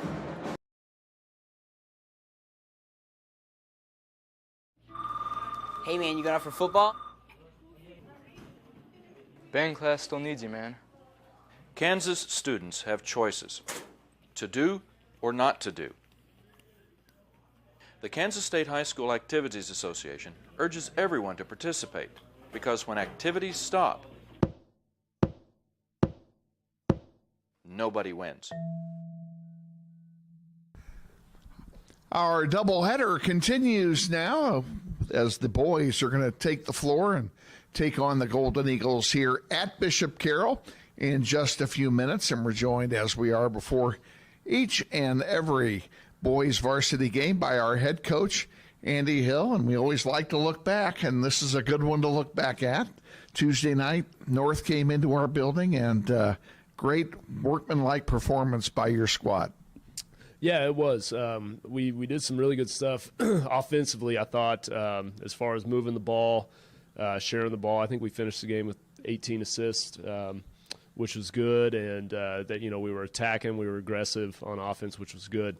I would have liked to have seen us defend a little bit better. I thought we had a lot of lapses on that end, and just kind of our focus and our attention to detail defensively wasn't as good as it needs to be, but sometimes in a game like that, when you jump out early, it's unfortunate to say, but high school kids can kind of lose focus on things. So, hopefully we can clean some things up. We'll need to for tonight. Well, and we at one point we led by 29 points, so I can see what you're saying about the focus thing. It's real easy to, we can maybe drop it into fourth gear and put it on cruise control, and you never want to put a game on cruise control because you know what happens when we do that, and you certainly won't be able to do that tonight against Bishop Carroll. They're a good team, but you do have an advantage because we've beaten this team once already this year. Yeah, I'm not sure if that gives us an advantage necessarily, but definitely I think our guys feel confident going in that we can, if we play the right way and do things the right way, we can beat them. They're a good basketball team. They've got two really good players, particularly number 14, Mikey Brand. You probably remember him. I think he was all over it. Yeah, I think he had about 24 of their 31 points, the first time we played. So he's a really good player. The number 4 is Hauserman, and he's a stud athlete too. And he didn't really get it going against us the first time, but he's averaging about 16 a game. So I expect we'll get a better night from him and probably from everybody. So that was a weird game one, to be that low scoring and come away with the win. And I wouldn't predict it to be that low scoring again, but you never know. Hopefully we can defend them as well as we did the last time. And yes, Bishop Carroll also played very good defense in our first game, and it was our defense was so stellar that even in a low scoring effort when both teams are in the 30s, we came up on top. And I agree with you. I would not expect a game to be in the 30s again tonight. Yeah, no, I mean that's definitely very unusual for two 6A and 5A high school teams to play a game that low scoring. So Sometimes different games, they get into certain flows and teams get hot and they kind of feed off of each other. So, we could play in the 70s tonight. Who knows? I mean, it's two teams that got guys that can score the ball. So we'll see. Hopefully, we've got some things in the scouting report that we've really got to pay attention to have a chance and be able to guard them effectively. So hopefully we take care of that. And, of course, Bishop Carroll always draws a big crowd at home. So it's going to be a very loud and boisterous bunch over there in that green building against us tonight. Yeah, I think so. I hope so, really. I mean, I think our guys feed off of that a little bit. And hopefully that can be, even though it could potentially be a loud crowd against us, it still can give energy to us and kind of fuel some things. So I look forward to it. It's always fun to go and play your rival. And if we can take the lead and hold that lead over a long period of time, that kind of quiets the crowd down a little bit. Yeah, you can. That would I would not mind that. How is our injury situation for tonight against Carroll? We're okay overall. Everyone's okay. All righty. Big game tonight. Big rivalry game as well. Not only is it a big City League game, but it's a big rivalry game as well. It gives us an opportunity to go for the sweep. We wish you the best of luck tonight and look forward to a visit with you on Tuesday. All right. Thanks, Kevin. Appreciate it. Head coach Andy Hill in our pregame show. Stay tuned. We're going to take a 90-second timeout, and then we'll be back with the starting lineup and the play-by-play of tonight's game against the Bishop Carroll Golden Eagles. You're watching NWHS Grizz on the Northwest YouTube channel, and this is Grizzly Basketball. This may sound like a typical high school basketball game being played on a Friday night in Kansas. In fact, it's a crash course in cooperation and teamwork. It's a test of dedication, determination, and drive. It's character development in action. If you think high school sports are only about competition, think about this. High school sports can play a critical role in a student's overall education. In fact, studies show that students who participate in school sports are more likely to enjoy greater levels of achievement in their academic lives. At the same time, playing sports helps teach lessons not covered in the classroom. Lessons like tolerance, respect for the rules, and the importance of supporting your community. High school sports, a winning part of a complete education. This message presented by the Kansas State High School Activities Association and the Kansas Interscholastic Athletic Administrators Association.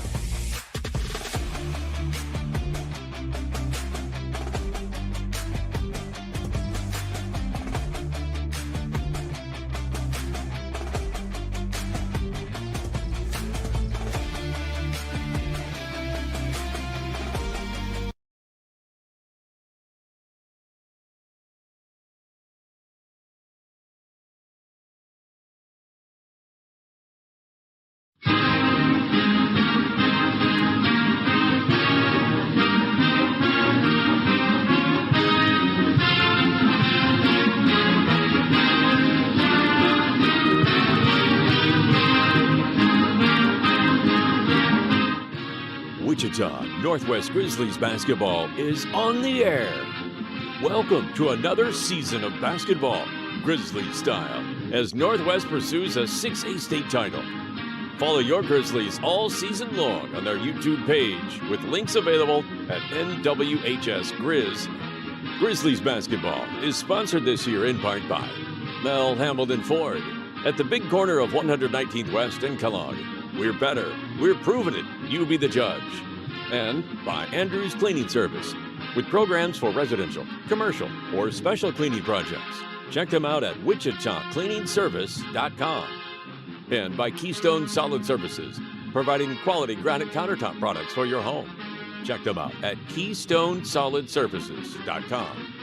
And by Todd Eflin Narrates, voice acting for just about anything with words. commercials, training videos, audiobook, and telephone services. Find me at toddeflin.com. That's TODDEFLIN.com.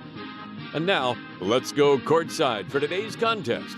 And your host, Kevin Arkin.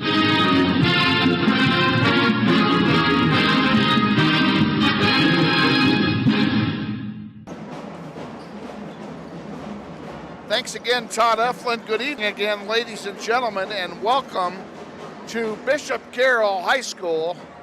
You hear the bugle corps behind us playing rather loudly, I might add, but they do an excellent job, and they just happen to be parked right next to us, so we're going to be hearing a lot from them throughout the game tonight. Glad to have you on board wherever you are on planet Earth. The boys' game now follows. Grizzlies at 9-5 will take on the 7-7 Bishop Carroll boys in a game that is certainly winnable because we won it last time when they were at our place. The Grizzlies prevailed on that. So hopefully they should do that again here tonight. I want to take a moment to tell you that something I didn't tell you in the last game. We got kind of short on time as things went. But this is a student-driven production. There are kids from Mr. Shane Monroe's audio-visual classes at Northwest who are handling the production work here tonight. Elizabeth Dibben is wearing the other headset and will be helping me call the game for you tonight. Makayla Nistas is our producer engineer, and Amara Reid is on.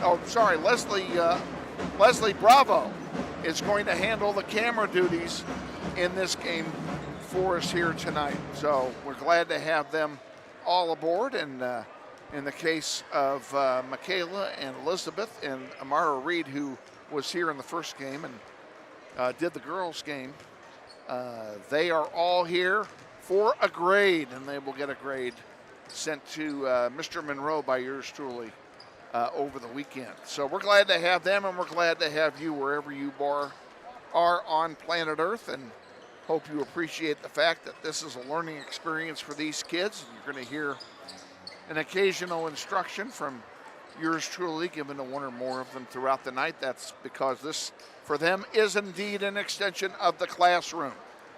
We're not ESPN or NBC. We don't pretend to be, and we're just hoping we give you a good broadcast that you'll enjoy watching at home wherever you are. We're glad to have you wherever you are. We've got people watching from all over the country tonight. It's a great Friday night, a big crowd on hand here at Bishop Carroll in what is arguably the loudest gym in the city of Wichita. But if you were in the old Bishop Carroll gym, which they called the Concrete Cave, it was a lot louder than this. So this is nothing by comparison to the Concrete Cave. Elizabeth, boys are going to have to work hard here to pull out a W tonight. Hopefully they actually do, unlike the girls, but girls fought hard. The Carroll girls were really on tonight. Quite frankly, we were not. Yep. And a lot of full court, a lot of good play tonight from the Grizzlies, but just not enough to overcome the Bishop Carroll Golden Eagles on the girls' side tonight. So the girls fall to 8-8. Bishop Carroll to 13-1 on the girls' side. Yep. It's about time to start thinking about tournament seeding, so that every one of these games now in the home stretch, there's only 6 games left, including tonight,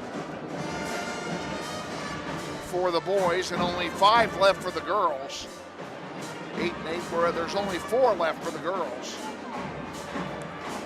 So every game is important for points for postseason seeding. We would like to.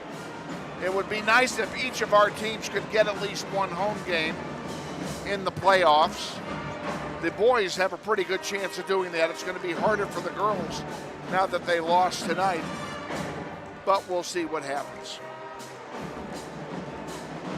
I just I just really hope that they can come out with the win and make this game interesting. I'm sure the game will be interesting whether we win, lose, or draw. Okay, the last time you said bologna sandwich, I still can't get over the fact that you said bologna sandwich. What would you rather have, a salami sandwich? No, just something else besides a bologna sandwich. Hope you folks at home are enjoying your bologna sandwiches. You know what? The only thing better than a bologna sandwich with mayo on it? What? Fried bologna. Oh my God. Fried bologna is the best. And if you I folks are at home, take 2 slices of bologna, put them in the frying pan with a little butter and a little Velveeta cheese. Let it all melt together.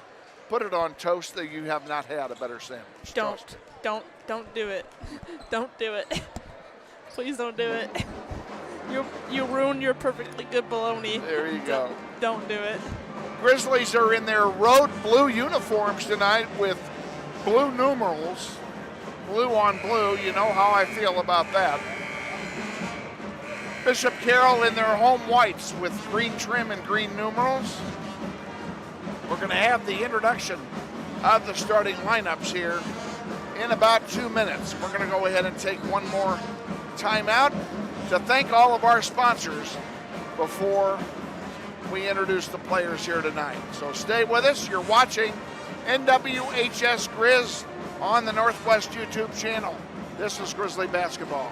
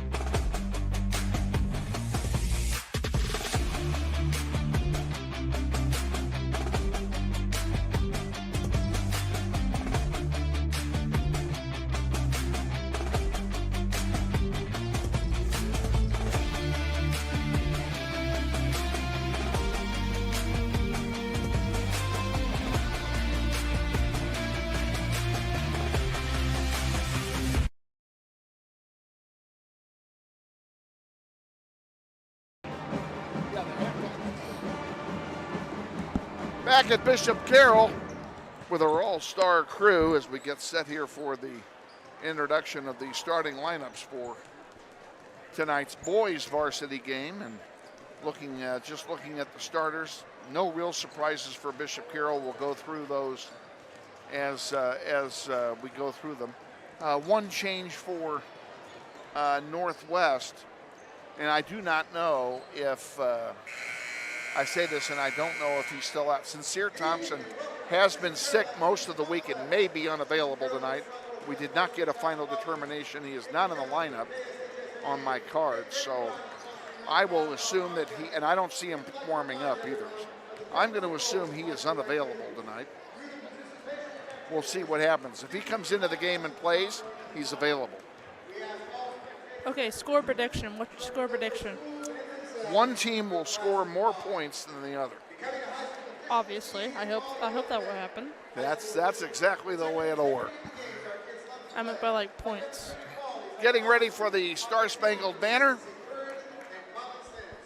It should be played, I would guess, by the pep band.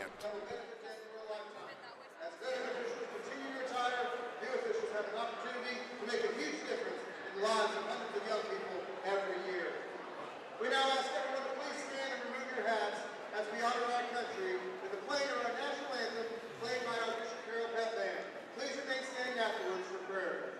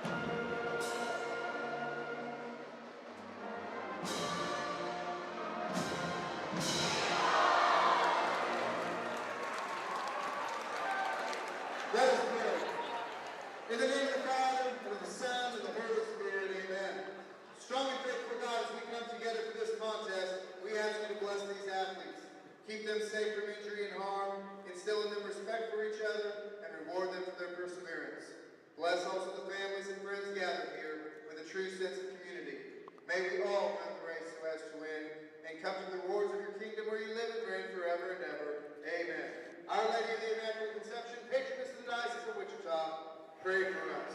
In the name of the Father, the Son, and the Holy Spirit. Amen. All righty, there's the Star-Spangled Banner and the opening prayer here at Bishop Carroll. Let's give you the starting lineups for both teams, and we're going to start with the Bishop Carroll Golden Eagles, the whole home team dressed in white with green numerals and green trim. A 6'3" junior forward, number 4, Jonathan Hauserman. 6'4" junior forward, number 14, Mikey Brand. 5'10" shooting guard, junior number 15, Van Hainberg. 6'1" senior guard, number 24, Braden Beasley. 6'3" senior forward, number 40, Andrew Eustace.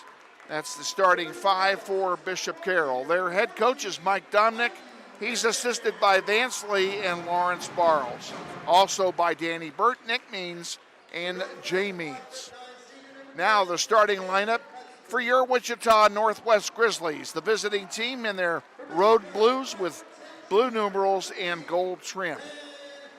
A 5'9" junior guard, number 2, Tayshawn Williams.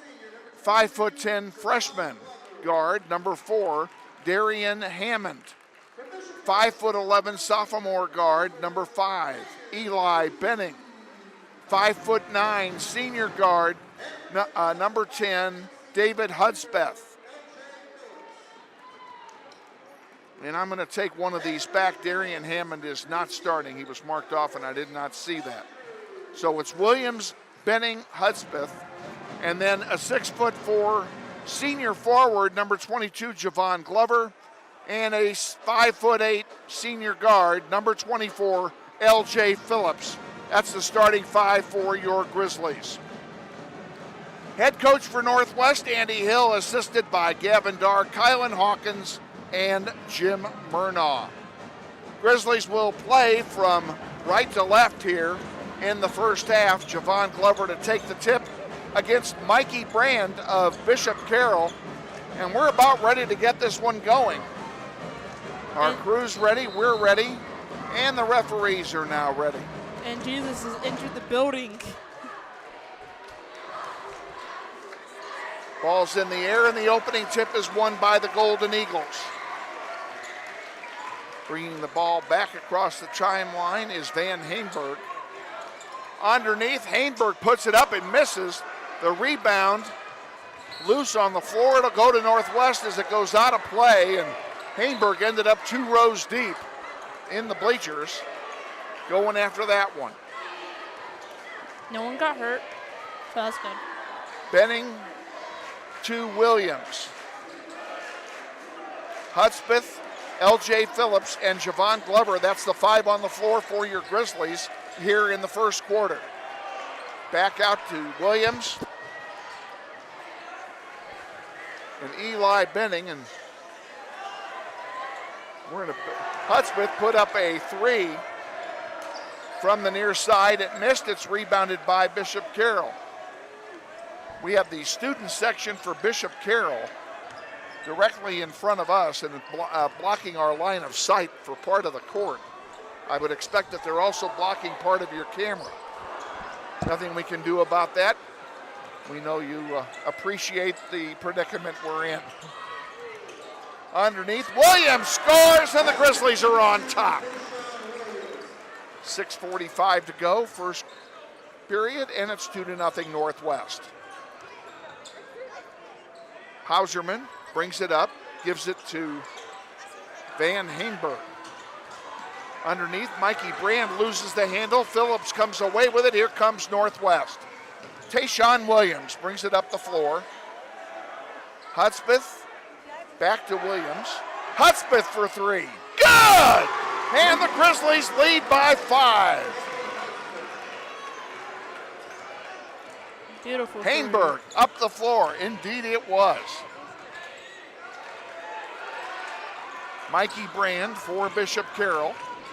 with Hudspeth on him. They're stuck. They're stuck. They're stuck. There's a long 3 attempt, and it's good by Hainberg, and the Eagles are on the board. It's 5-3. Very interesting game. Starting off really hot. 3-5. Northwest is leading. Williams. Hudspeth back to Williams, and now over to Benning. 3-2 zone by Bishop Carroll, and over the zone, Williams gets a 3, and just like that, Bishop Carroll's taking a timeout. You just can't stop. The threes keep on coming. They can't stop. It's a 30-second timeout being taken by Bishop Carroll. We'll go ahead and take it with him. Grizzlies off to a great start here. Tayshawn Williams. You know what? Nobody's doing the book.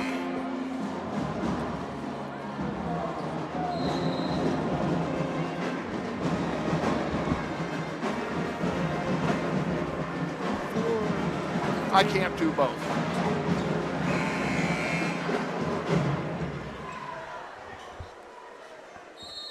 We lost our executive producer tonight. Jonathan Scheu got called home for an emergency.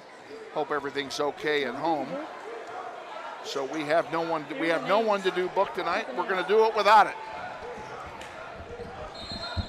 Hainberg traveled. Northwest ball.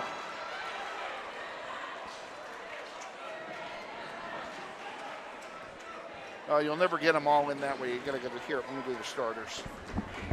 4, 14, 15. He's got their 3. 24 and 40. Northwest trying to make and something as they up. add players, just add their numbers down here. And all I care about when they score, how many points go in that column, okay? Somebody comes in to substitute for Bishop Carroll, just add their number down the list. All of our players are on this side, okay? There it is. Who was that? 5. I don't have a sheet. They don't have a 5. How about 15? 15 got a 3. Here's Benning getting it back, bringing it up, and he scores. You don't need this. You don't need this. All you need is, well, you need this for numbers. Benning is on our team. While he we're got trying 3. to figure that stuff out, please bear with us. Underneath for Mikey Brand. Brand gets a 2-pointer. Okay, you know what? Forget it. Forget it. Hudspeth back over to Williams. 10-7, Grizzlies lead. Hudspeth pulls it back out. Underneath, the ball falls. L.J. Phillips scores. And it's 12-7 with 3:30 to go in the first. Hauserman gives it to Brand. Brand's 3-pointer goes in and out, no good. Hauserman gets the rebound. Around it goes. Now on the far side, a 3 is good from Hainberg, and he's been deadly. He's got 3 of those already. It's 12-10. Northwest, please stop it, please. It's going to end up like the girls if you don't stop it.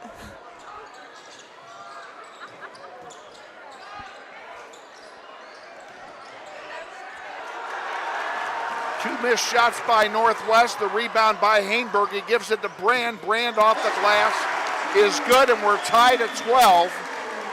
Grizzlies led by as many as 5. It's now a 12-12 game. And this area just erupted. I think you guys heard that. Williams underneath goes out of play, and it will turn over to Bishop Carroll.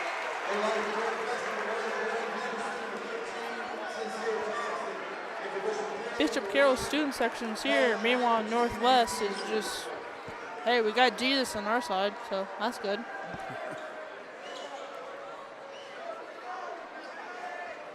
We do have somebody in the Northwest student body.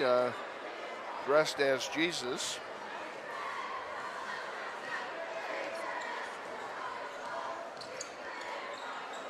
On the near side with it is Hauserman. Hauserman for Carroll. Thought about putting it up, puts it back down. Now he passes it underneath, loose on the floor. Williams brings it down for Northwest. Tries to split two defenders. His shot is blocked. Williams goes down hard. He gets right up. And that's number The ball 4. will stay with Northwest after the block. And that's number 4, too. Hauserman got an NBA-style block for Bishop Carroll.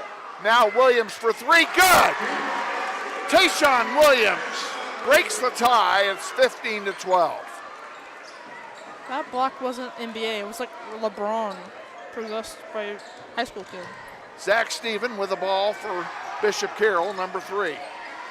He gives it back out here to Peterson. Peterson puts it up, count the basket, and a foul. Peterson will go to the line to shoot one. First foul of the game against either team is going to be called on Eli Benning.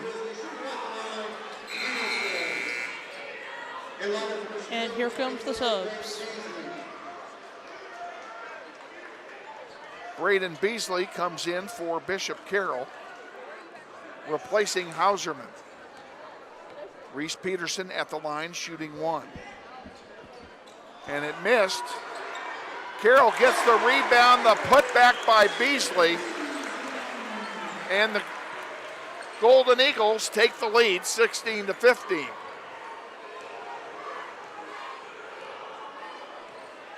Well, we were wondering if this would be a low-scoring game. We talked about it in the pregame show. You know, but neither team got out of the 30s at Northwest. And that is not the case here tonight, as both teams are already past halfway there. Peterson brings it down. Tran for three. Off the rim, no good. Peterson for three. Out off the rim, no good. Williams sends a long one to Benning, trying to get a fast break. There's a lay-in and counted by Phillips. And I take that back. That's Sincere Thompson out there, so he is healthy. I told you if he comes into the game, he's available. Well, he's available. You did say it.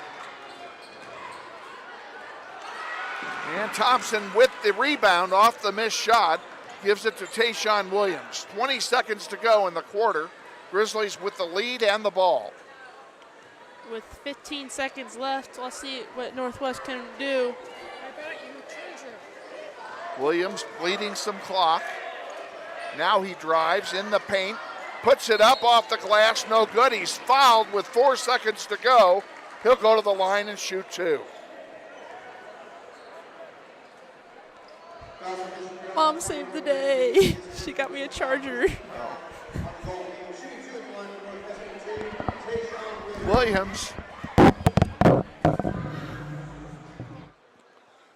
Williams will take two shots here. First one is good.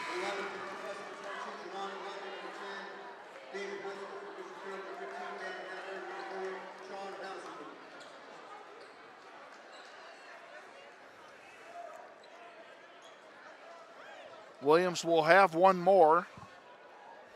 Try to add to the Grizzlies' lead.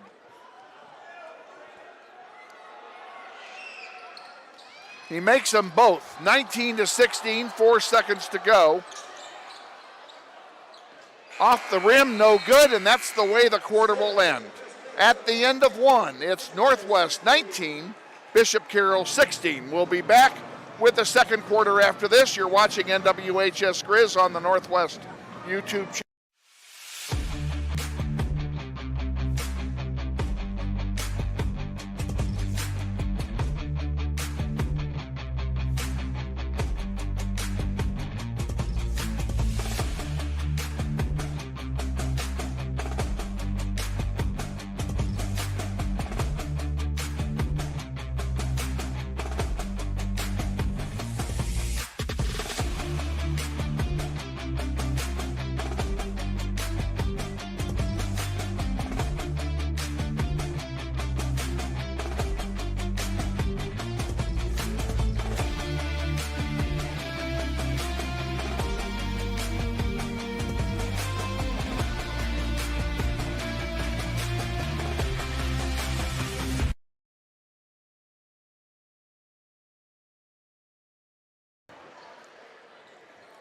with Elizabeth Dibben and our production crew, Kevin Arkin with you at Bishop Carroll.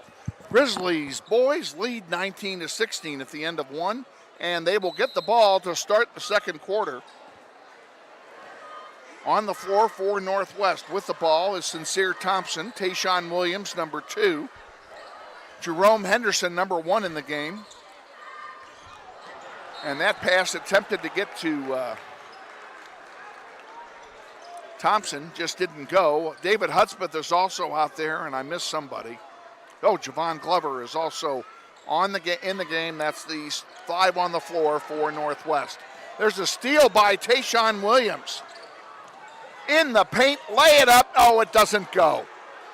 Braxton Martin gets the rebound for Bishop Carroll, and an easy lay-in by Van Hainberg. And he's murdering us here in the first half. Can you hear me? Yeah. Okay. Okay. How's that? Good. With the bulletproof pass, that was like NFL type. Glover gives the ball to Thompson, back to Henderson. Henderson, had it picked, had his pocket picked, got it right back, and saved it.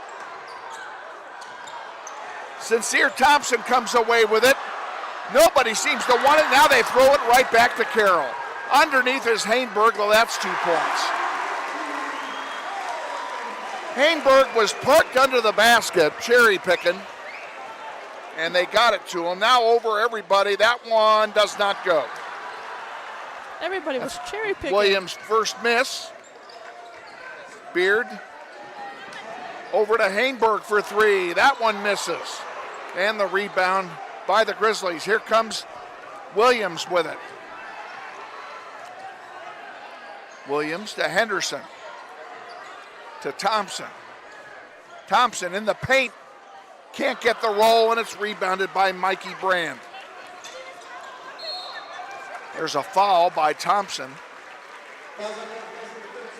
That'll be on the floor as a common foul. That's his first. Team foul number 2 on Northwest. I think it's interesting to note that in the girls' game, no one ever got into the bonus in either half. Are they both in the bonus, or is one in the bonus? Nobody's in the bonus yet. Okay. Just checking. Takes 7 to get you in the bonus. Okay. There's a 3-point attempt, good. By Hauserman.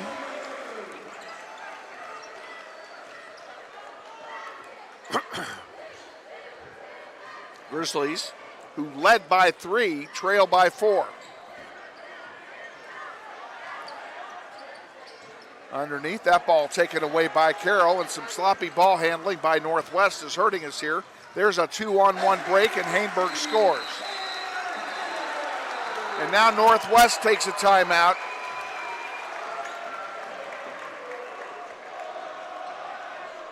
With the score, 25-19. Northwest will take a 30-second timeout, and we'll keep it right here. Here goes the chant. Well, I don't even know what they're saying. Doesn't matter. Okay. It's a very scary, scary, scary chant.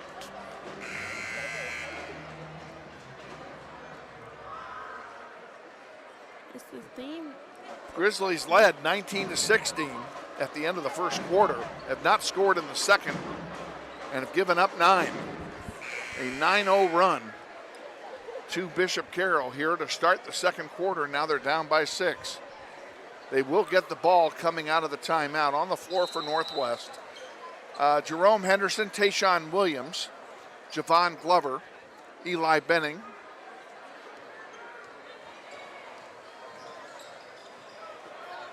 Ooh. and my fifth one is out of my line of sight. We'll tell you in a minute. We can't even see him, by the way. Williams with it, top of the key. I think it's Phillips. No, he's on It's the bench. David Hudspeth is back in the game. There's your 5 on the floor for Northwest. And Hudspeth has the ball now, top of the key. Looking for some help. Tries to get around two people. Carroll takes it away. One-on-one, and the lay-in misses. The putback misses. There's a foul called on Glover. And there'll be free throws being shot here by Hauserman. We're having some problems with the Hauserman. turnovers. First one. Good. We're having a lot of problems with the turnovers today. Like, scary amount. A 10-0 run now by Carroll to start the second quarter. Make it 11. 27-19. Grizzlies down by 8.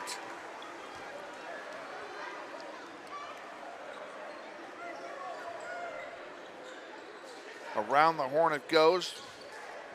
Benning. Underneath, loose ball picked up by Carroll. Now Glover tried to get a held ball, it's sent up to Brand, and Brand throws it into the restroom. Almost hit the cameraman. That'll be Northwest ball with 4:16 to go. Sloppy, sloppy, sloppy, sloppy. It's really, really sloppy. Don't you agree? Benning, yeah, you probably only needed to say it once.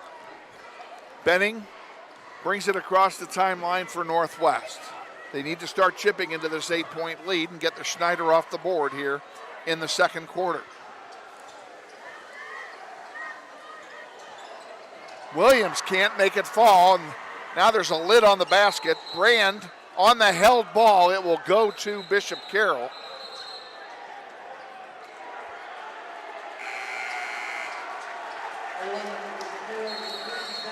And now we have a little extracurricular activity here, and are they going to call it technical is what I want to know. And they do not, which is probably just as well. Carroll will inbound it. It was their ball on the alternating possession. They bring it across the timeline, courtesy of Zach Steven. From the corner, three-pointer is good. And Beasley makes it 30-19. With 3:33 remaining. Hudspeth with it, far side. David, spin move into the paint, dishes it off into the corner to Benning. Benning drives the baseline, sends it back out to Williams. Williams back to Benning, back to Williams, and they'll bring it all out again. Williams, count the basket. L.J. Phillips scores for Northwest. Their first points of the quarter, it took them 5 minutes to do it. Underneath, and Beasley gets another lay-in. 32-21, Bishop Carroll. And Williams scores for Northwest. And we're going to get a timeout, 30-second timeout being taken by Bishop Carroll. We'll use this time to tell you about what's coming up here on NWHS Grizz. We're back on the air live Tuesday night at 5:40. We're back home at Northwest. The Southeast Golden Buffaloes will come in for their annual visit and a City League doubleheader. 5:40 we're on with a Marcus Myers pregame show, followed by the girls and then the boys. Come join us on NWHS Grizz on Tuesday night. Elizabeth, time to start pecking away at this lead a little bit. Definitely. Let's make this game interesting. We need to make a stop first as Bishop Carroll gets the ball coming out of the timeout. Mikey Brand underneath, dishes it back out. Brand with it again. Spin move, he puts it up, he's fouled. Looks like Hudspeth is the guilty party. Brand will go to the line and shoot two. And And if I couldn't be wrong 100% of the time, it wouldn't be me. It was actually Williams charged with a foul. Mikey Brand misses the first free throw.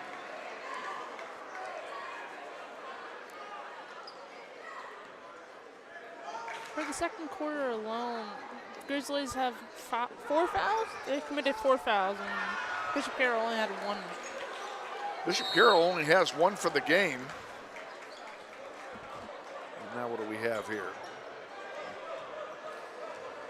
Looks like a simple out of bounds play. Bishop Carroll's ball. No, Northwest ball. They just changed it. Okay. Benning will inbound or take the inbound pass for Northwest. Into the game for the Grizzlies is a 6'2" sophomore forward, number 11, Liam Calvert. He replaced Henderson. And there's a basket and a foul, and that's what we're looking for. And LJ Phillips will go to the line and shoot 1. No?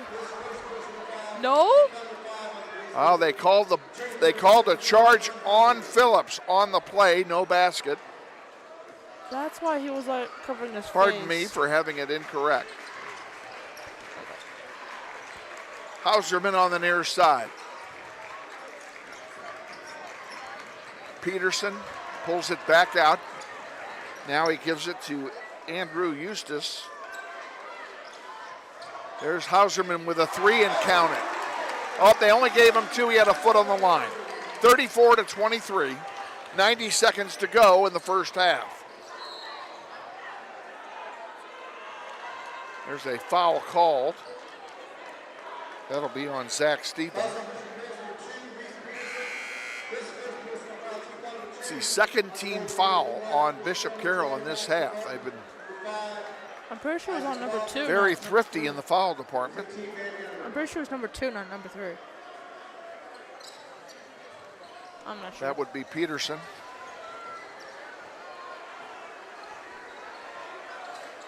Williams dishes it off, far side. Off the glass, no good, and we have a foul called. And it looks like David Hudspeth will go to the line and shoot a pair. That foul is charged to Braxton Martin. Excuse me. I don't think his dad would appreciate it if I charged him with a foul. Yeah, I'm pretty sure that too. Hudspeth first free throw misses.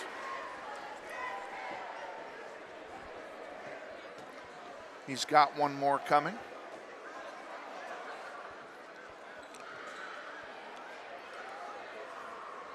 Maybe. Now we have a scoring discussion here.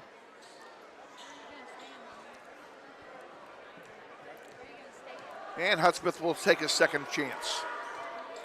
And that one falls.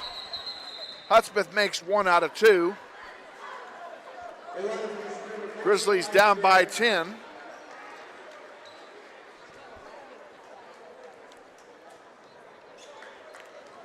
Hainberg will bring the ball up for Bishop Carroll.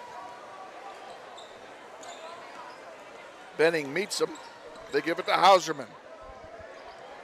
Mikey Brand with it. Martin back out. There's a 3. No good. Rebounded by Williams. Williams underneath. Puts it up. He's fouled. He'll go to the line and shoot 2. Less than a minute to go in the first half. OJ Phillips just got tripped and got stepped over. Now they're having a discussion with the refs. On the Golden Eagles, shooting 2 at the line. For Northwestern 2, Tayshawn Williams.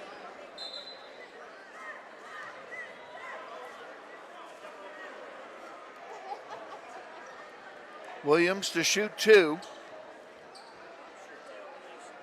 First one is up, and it's good. Smile, you're on candid camera. I'm famous. I hope y'all. Mom got my good side. Me too. I'm fans. Do I have a good side? Yes. Okay. Definitely. One more for Williams here. Not good. Oh, there. Calvert almost got a steal out of it. Hauserman will bring it up the floor for Bishop Carroll. In the corner for Hainberg. Hainberg to Brand.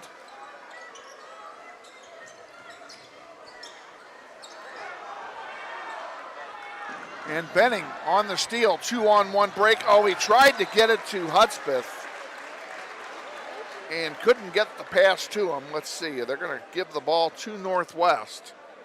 Plenty of time left to get this deficit less than 10. Williams will bring the ball back out with 20 seconds to go in the half. Trying to figure out something. With 10 seconds left. 10 to go. Williams. Oh, they tried an alley-oop to Calvert and it didn't work. 5 seconds to go. It'll be Carroll ball.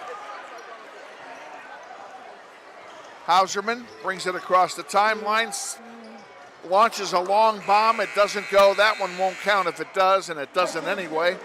And we're at halftime. And the score at halftime, Bishop Carroll 34, Northwest 20. We have a special guest coming up. Hopefully he'll make it here. Mike Skaggs of Bishop Carroll is due to join us. So stay with us. We'll be back in 2 minutes. This is Grizzly basketball. This may sound like a typical high school basketball game being played on a Friday night in Kansas. In fact, it's a crash course in cooperation and teamwork. It's a test of dedication, determination, and drive. It's character development in action. If you think high school sports are only about competition, think about this. High school sports can play a critical role in a student's overall education. In fact, studies show that students who participate in school sports are more likely to enjoy greater levels of achievement in their academic lives. At the same time, playing sports helps teach lessons not covered in the classroom. Lessons like tolerance, respect for the rules, and the importance of supporting your community. High school sports, a winning part of a complete education. This message presented by the Kansas State High School Activities Association and the Kansas Interscholastic Athletic Administrators Association.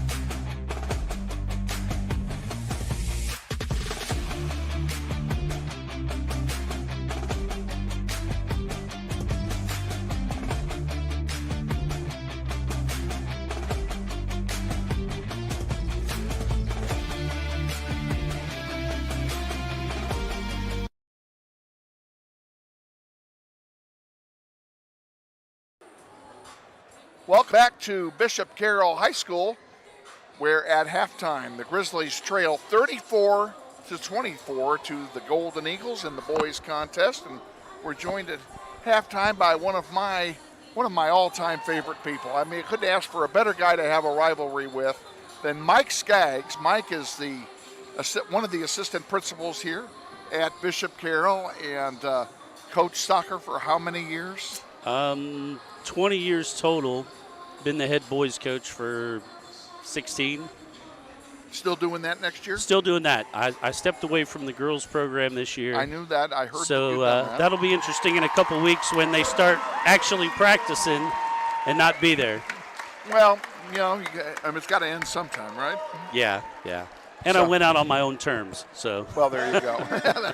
I don't think you would have gone out any other way. Yeah. You've done such a great job with both those teams over the years, and what a great rivalry, not only in soccer but right here on the floor tonight. The football seasons have been great between these two schools the last couple of years. Yes. We got a close game tonight. It was a close game a few weeks ago up at Northwest.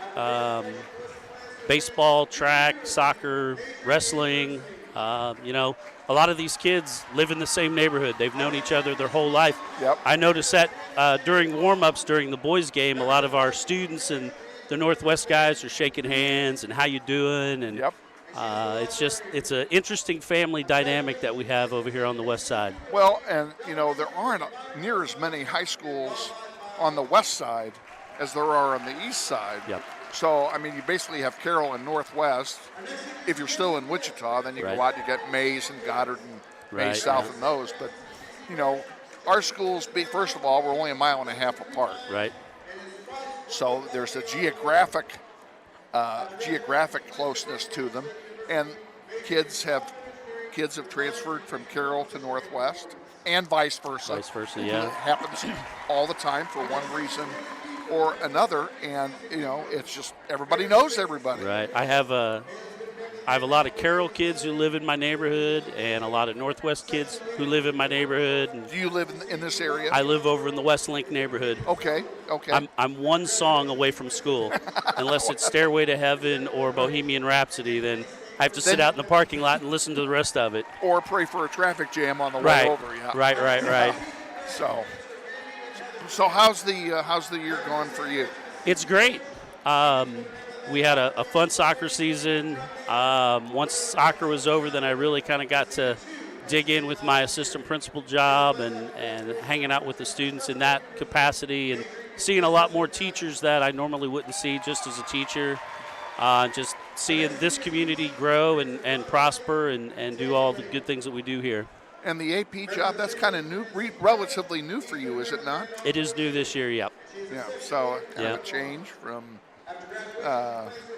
it's different coming from the teaching staff to then into the administration. Right. And I'm assuming you're not teaching any classes anymore. I have a couple classes that I teach. Oh, do you really? Yeah. Okay. So I still kind of get the day-to-day stuff with the kids, which I love, and then the administrative stuff, which is also great to come to supervise games and things like that I might normally not come to because of other things. In the spring, it'll be fun because I won't have that soccer every commitment. Night. Yeah. But I do plan on supervising a lot of the soccer games, so I still got to see my girls out there. And I haven't checked to see whether we play here or at Northwest in the spring. Do you know? Either way, it doesn't matter. It doesn't matter. Either way, it's only a couple minutes. Yeah. Either a couple minutes out to our field or drive up the street. Well, the only real difference is we play on the real stuff and you play on the fake stuff. Yep. So, yeah. It's always and it fun. does make a difference. It is fun to play at Northwest because that is a dynamic that Austin has there now with everybody else being a turf team. We get to Northwest and it's like, holy cow, what's this thick stuff? What's this cushion underneath our feet? Yeah. It's shag carpet, and if you're that old to remember what shag carpet is. Yeah, well, Bobby B always loved the fact that we played on grass. Yeah. I mean, he's a soccer purist. He honestly believes that the game should be played on grass, and you know, he said, I don't ever want a turf. Our varsity stadium, and I want to say the first night game at Northwest was against us. I was coaching back in the 90s when they first got lights. Right. Of course, they beat us. But they were the first ones to get lights, as I remember. Yeah, it was fine. It was a fun night. Bobby's a legend in soccer here. The state championships that he had, the city league titles, all the coaching awards that he got. All deserve it, I might add. Absolutely. I worked a ton of camps with him and Alan Shepard in the summertime, and those experiences helped me build what we have here at Carroll. And I'm always first to remind Bobby that it's his fault that we started beating him.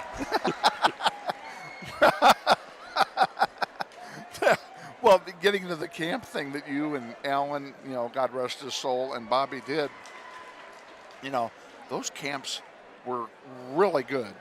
They were very instructional, and, you know, my son was a soccer player until he switched to the other brand of football. He went to that camp 4 times. Oh, yeah. I mean, he loved it so much. He actually went 4 times. Yeah, we would have kids. We would do a week at Capon, a week at Northwest, a week at Capon, a week at Northwest, and sometimes we'd see that kid do both. All 4 weeks, and then the next year. Bobby's grandson, John Lassiter. Oh my God, I saw him when he was 3 or 4 years old. Yeah. And then just you see him grow up, and then he went to Andover and played amazing high school career there. Yep. It's a nice little family that people don't realize. There's a rivalry, but there's so many connections. Jim Myrna, the assistant basketball coach for Northwest, he used to teach in the Catholic schools, used to coach here too, and we go back 30 years. So we see each other, we give each other a hug. We haven't talked for months, but it's like we saw each other yesterday. Exactly. It's always that way. And, you know, and you and I have known each other for 2 forevers as well. I mean, you know, I used to ref your games, so, you know, and we're still speaking. People forget that they used to play on grass at Capon. Yes. Back on the back part of the on the old striker before they turfed it. Yeah. It was Bermuda. It was a Bermuda field, and it was a very lush Bermuda field. And the city, who was managing it at the time, of course, in their ultimate wisdom, screwed it up. And they ended up when they refurbished the complex, they decided to turf it so that they could play football on it too. And it's just not the same with turf. That's all there is to it. Yeah. So. Anyway, it's great to see you. I'm glad to hear things are going well with your job and everything. And it's great. And things are obviously going well here at BC. Yes. So there's what you're hearing in the background, folks, is a Shrine Bowl presentation. We obviously have one going to the Shrine Bowl this year. That's Walt Gray. He's our senior. I think he's also going to K-State to play football next year. Well, congratulations to him. I guarantee you he will love the Shrine Bowl experience. You know, I had one that went, and you know, he talks about it constantly. I mean, you know, he still talks about. And that's the thing about high school sports. You'll forget the wins and losses, but you'll remember the memories and all those things. The Capon Carroll football game at Riverfront Stadium this fall was just insane. It was something? It was a college playoff atmosphere. It was 8,000 plus people in that facility. Our baseball team is going to play Derby at Riverfront this spring, and there's plans for the Bishop Carroll Eagles soccer team to be playing there this fall. So really, I did not know that. I might have to talk to Austin and see if he wants to play a little West Side rivalry down at Riverfront. I think that would be neat. It would be great for the kids to play in a stadium like that. That would be awesome. So who are you playing in that Riverfront game? To be determined. Oh, you still don't know? We're not sure who we're gonna get down there. Well, maybe I'll say something to Austin. I'm going to see him Monday. Yeah, he's running around here somewhere. He is. He's actually coming up here. I think at the end of the third quarter. I'll just tell him he's going to play us down there. Yeah, there you go. Just say, hey, this is what we want. Be there. And is it your home game then? Sure. I mean, somebody's got to lose a home game to go down there. We did that with football. We lost our home game when we played West down there. For our football, it was our home game, and then we'll play Capon again next year, and it'll be their home game. It'll be their home game. So it was cool. I assume that would just alternate then. We were on the third base side, and Capon was down in the end zone. So next year it'll switch, and we'll get the bad seats. So. Okay. I'm going to ask our executive producer. To put the regular commercial spot up and get ready to run it. Okay, as we're coming up on the end of halftime here.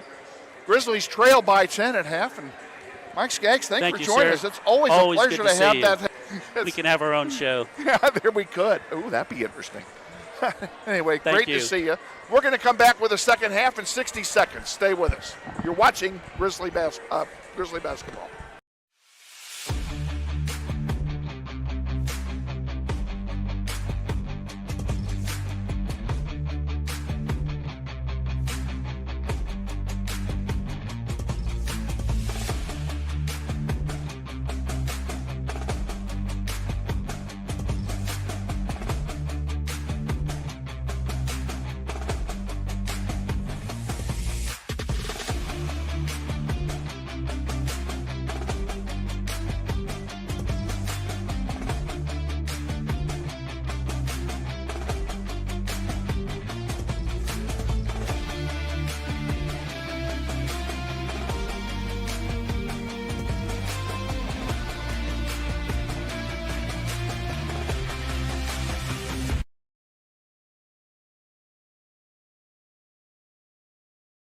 Mic check 1 2 1 2. Good. Back at Bishop Carroll, we thank again Mike Skaggs for joining us here at halftime for our as our halftime guest. He's settled in very well to his job as one of the assistant principals here at Bishop Carroll. Grizzlies will inbound the ball to start the third quarter. They're going to start the quarter down by 10 points, and they will be playing from left to right here in the second half of play. On the floor for Northwest, Eli Benning, David Hudspeth, Jerome Henderson, L.J. Phillips, and Tayshawn Williams. It's your 5 on the floor here as we try to come back from the halftime deficit. LJ in trouble, 2 guys on him, and gets it off in the corner. Williams thought about a 3, now drives it and lost the ball out of bounds. It will stay with Northwest as it was last touched by a Carroll defender.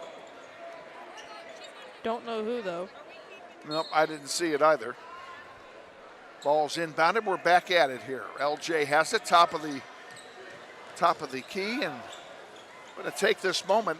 LJ puts it up, and it doesn't go. Rebounded by Hauserman.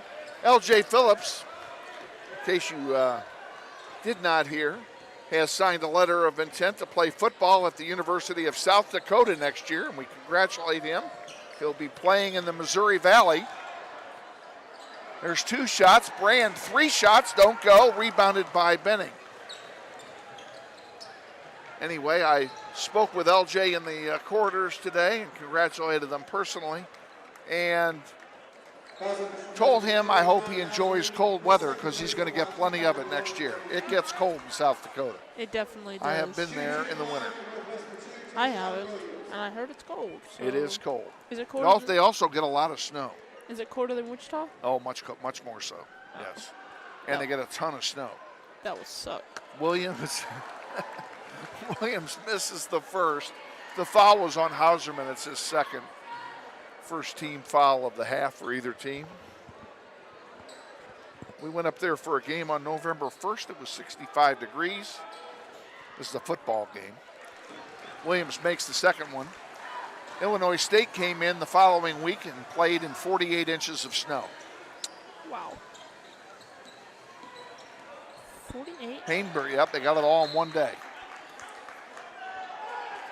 This one will stay with Bishop Carroll. Grizzlies got the deficit to single digits. Now they need to get a couple of stops here to get back in this thing. This game far from over. Grizzlies just need to play their A game.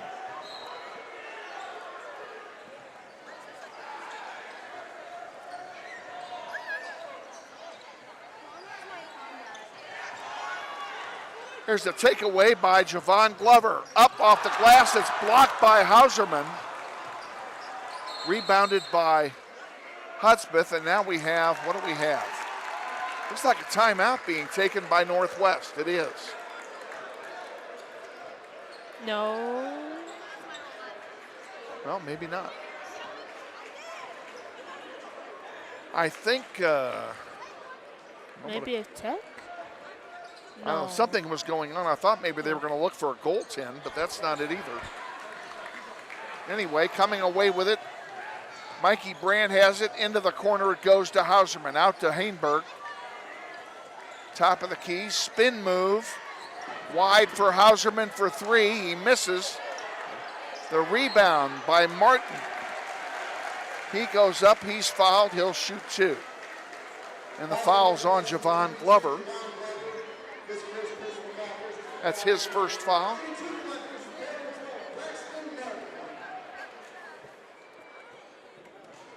First one by Martin misses.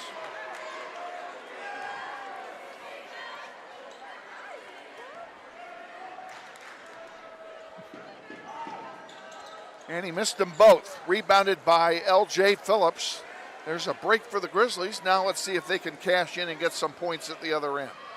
Benning with it.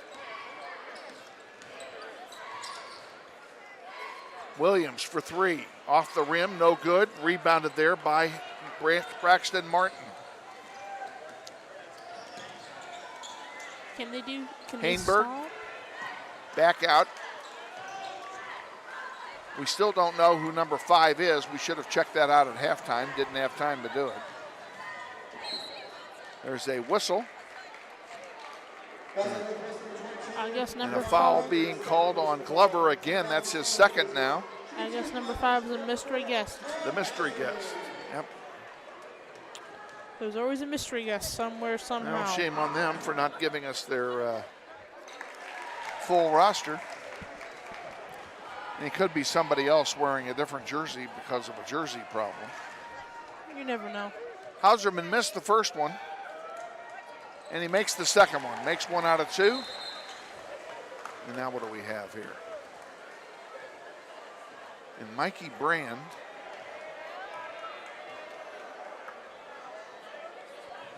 Looks like a foul. No. No. Coming into the game is Peyton Newell, the 6'4" senior center for Bishop Carroll, replacing Mikey Brand. And for Northwest, Henderson will come in, replacing LJ Phillips. There's a lot of questions. A lot of questions. Underneath, we have a foul called on Henderson.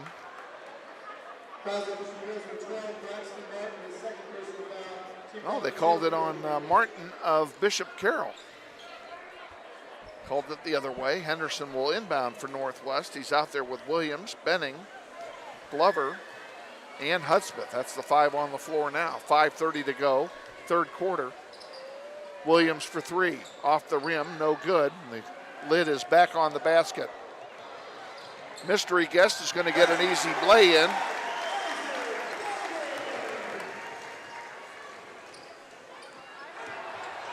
And he turns around and gets the ball back on a steal. Hainberg behind the back, and Hauserman jams it home. That was a pretty play no matter who you are.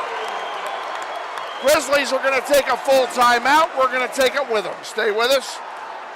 You're watching NWHS Grizz on the Northwest YouTube channel. This is Grizzly Basketball.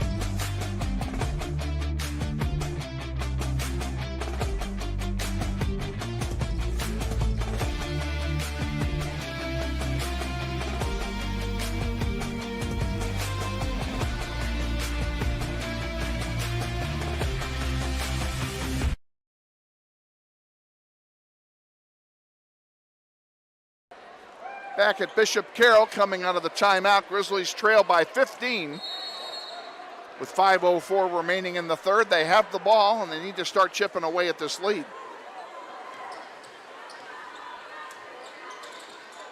Glover into the paint with it. Dishes it off. There's a three-point try, no good. And Hauserman comes away with the rebound for Bishop Carroll. He gives it to Hainberg. In the paint to Newell. Back out to Hauserman. Hainberg for 3, short. And Hauserman knocks it out of play. It'll be Northwest ball. Great defense by Northwest. They got the stop. Now they need to get some baskets. There's a long one. Now that one just basically thrown away. But a break for Northwest as it was touched by Hainberg, and it will stay Northwest ball. And Hainberg jumped in like the three or four rows. So Sincere Thompson in the game for Northwest. He joins Glover and Hudspeth. Eli Benning. And Henderson. Benning in the paint. On the far side. Trouble. Gets it to Hudspeth. Hudspeth puts it up from 10 feet. It doesn't go. It's rebounded by the Grizzlies. Thompson couldn't control it. And over here on the near side, Braxton Martin brings it across the timeline, giving it to Hauserman.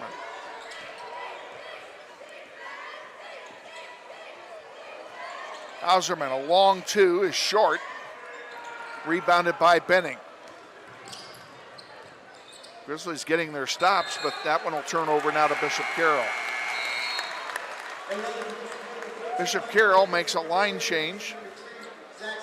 Grizzlies also bring in a couple as Tayshawn Williams and L.J. Phillips both come back in for Northwest.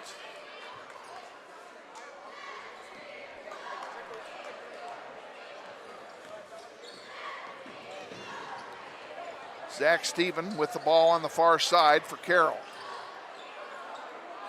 And he calls a timeout. He was about to get nailed for a 5-second call. Calls timeout for Bishop Carroll. It's a full timeout. Yes, we're going to take it with him. 40-25. Grizzlies trail. We'll be back in 60. This is Grizzly Soccer.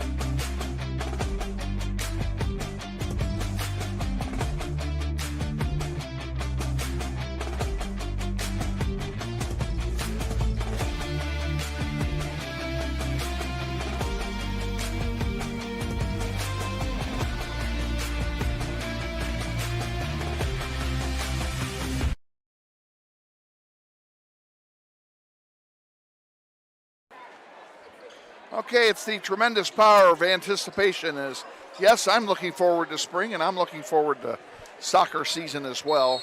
So I jumped the gun just a little bit. Bishop Carroll inbounds, it's taken away, and then gotten right back. Now taken away again. Here comes Williams. He feeds one forward. Benning underneath. Can't do anything with it. Let's see if that one will count. They may have blown the whistle ahead of time. They did. So that basket will not count. Zach Steven given the charge with the foul. That's his first. From 10 feet, it doesn't go. Rebounded by Martin. He gives it to Beasley. Back to Martin. Martin, uncontested, gives it away, and we have a whistle.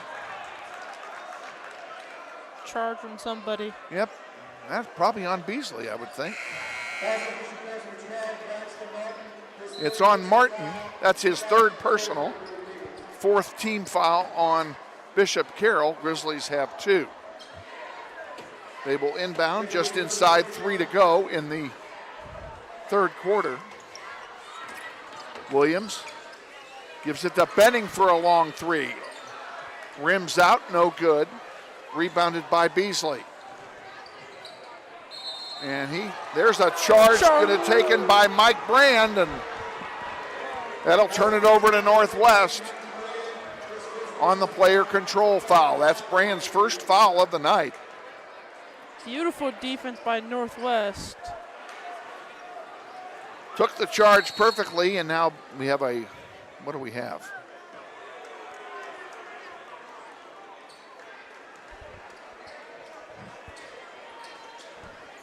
Oh, I guess they have the ball inbounding from the wrong spot. Now they fixed it. Benning gives it to Williams. Williams, underneath Phillips. It bounced off the backboard, but it didn't matter. Hauserman comes away with it for Bishop Carroll. Steven has it in the backcourt. Gives it to Mikey Brand. Full court press by Northwest. And now a foul call. Judging by what I'm seeing, it's going to be on Williams. It is. That's his second personal, third team foul of the half for Northwest. Eustace comes back in for Bishop Carroll.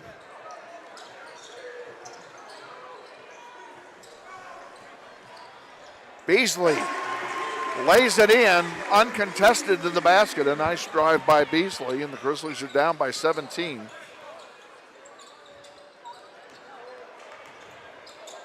That one knocked out of play by Eustace. Will leave it with the Grizzlies on the possession. With 2:02 left, Northwest is down by 23? 17. 17.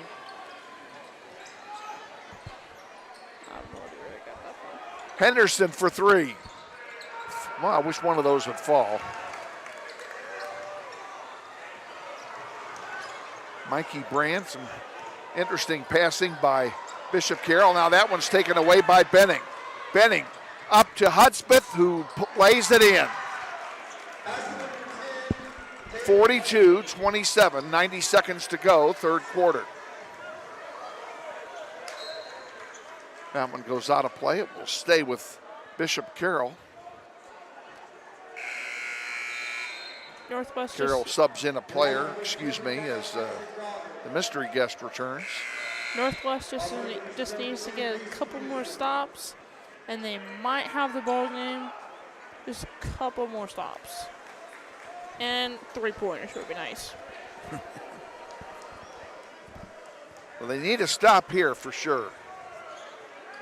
Hauserman has it.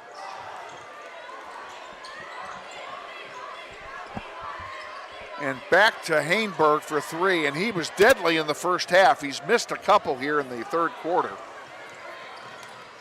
And that ball got away from Williams. Loose on the floor. Good hustle by Phillips, but Carroll comes away with it. Peterson gives it to Hainberg, back to Peterson. Peterson in the paint, and a foul is going to be charged on Benning. A mystery guest will be the beneficiary of that. I don't know if they're going to have him shoot it or not. They will not. Less than a minute to go in the third quarter.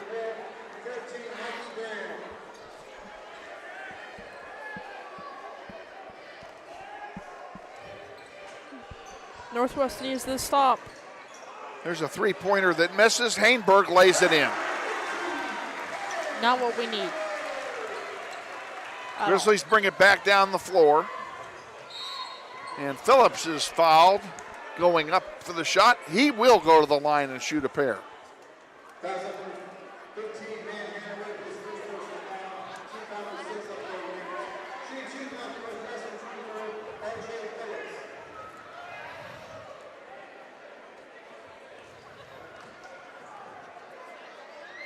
Phillips' first one is good.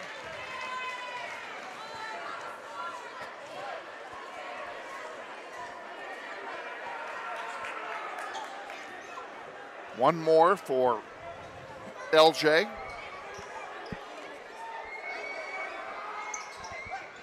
Second one misses. Hauserman gets the rebound for Carroll.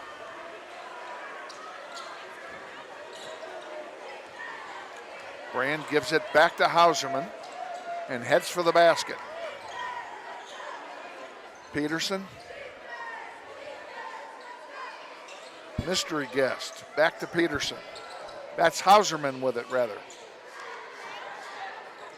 He sends it to Mikey Brand. Oh, he saved it over and back. Good play by Brand. Hainberg from 10 feet scores. 9 seconds to go in the quarter. Underneath, LJ has it knocked out of bounds. It'll stay with Northwest. 4.4 to go in the quarter.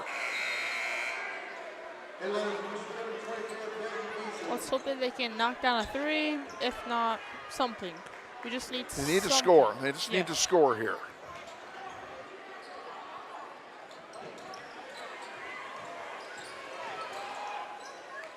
And that will not count. Wouldn't have gone in anyway.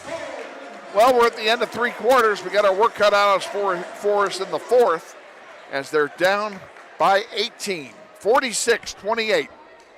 Bishop Carroll leads. We'll be back with the fourth quarter in 60 seconds. This is Grizzly basketball.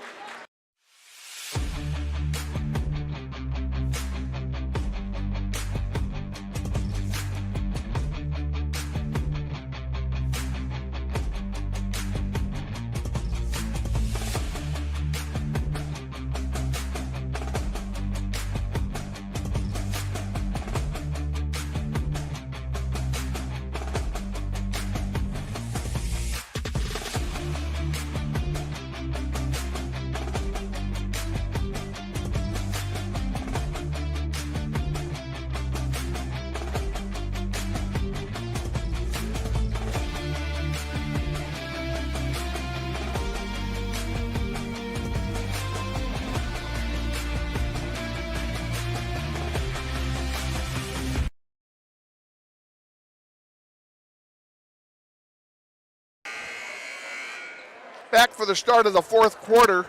Bishop Carroll will inbound to start the fourth quarter of play from right below us. They have the ball and an 18-point lead. Grizzlies are going to need to mount a major offensive here in the fourth quarter. Hauserman has it, top of the key. Hudspeth on him. Underneath, there's one taken away by Williams. Williams saves it, gets underneath the basket, spin move. Now he has it picked by Brand. Now Benning gets it back again. Tried to get it over to LJ, and it was intercepted. It was partially blocked. Mikey Brand for three is short, gets his own rebound, into the paint, counted for two. 20-point lead, largest of the game for Bishop Carroll, and so far it is not Northwest night.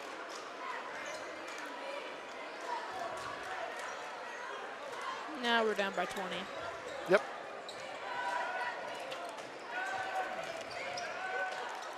Mikey Brand underneath. Back out to Beasley for three off the heel. Beasley gets his own rebound. Into the paint he goes. He gives it to Brand. Brand saved it. Beasley will get the putback and score. And nothing is going right for Northwest.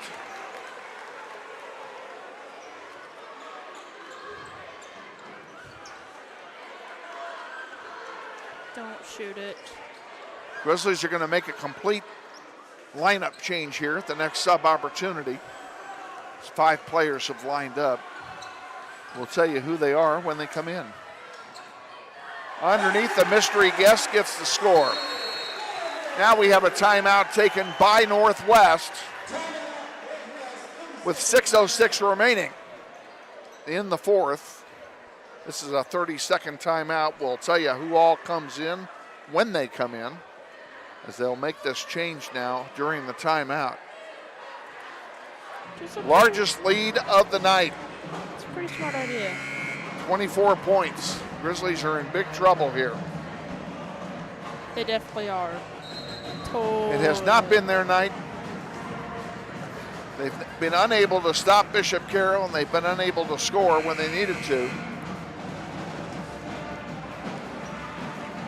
Okay, on the floor for Northwest. Sincere Thompson comes back.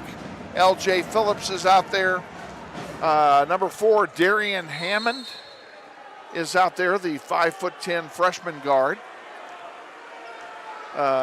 Jay-Sean Girding, the 5'9" sophomore guard, number 12 is in the game for Northwest.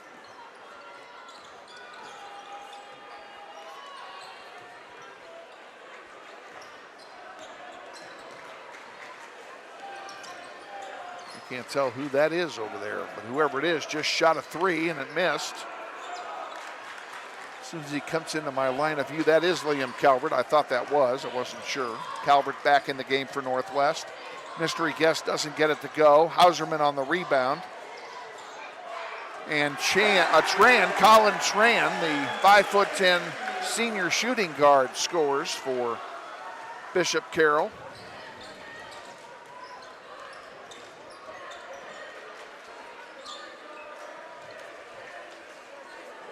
Girding gives it back to Phillips, and then out of bounds it goes off the hands of Darian Hammond. Almost hit somebody in the face. It will turn over to Bishop Carroll. Hauserman inbounds it to Colin Tran. Tran brings it across the timeline. Over here on the near side, back for Hauserman. Hauserman gets the jam. I wasn't expecting that at all.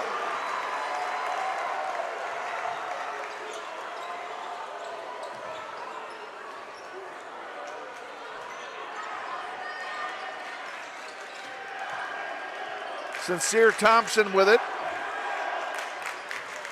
There's a three-pointer by Girding, and it's good. He was fouled. He's going to go to the line and shoot one, try and get a 4-point play. And if it's nothing else, it's too little too late. He should have came in before. And there seems to be a scoreboard problem. They have not put up the last There it basket is. by Northwest or the last basket by Carroll. Now they did put ours up. Hammond missed the free throw. Hauserman, here we go again. Oh, he missed. Got caught showboating. Brand for three, good. Wow.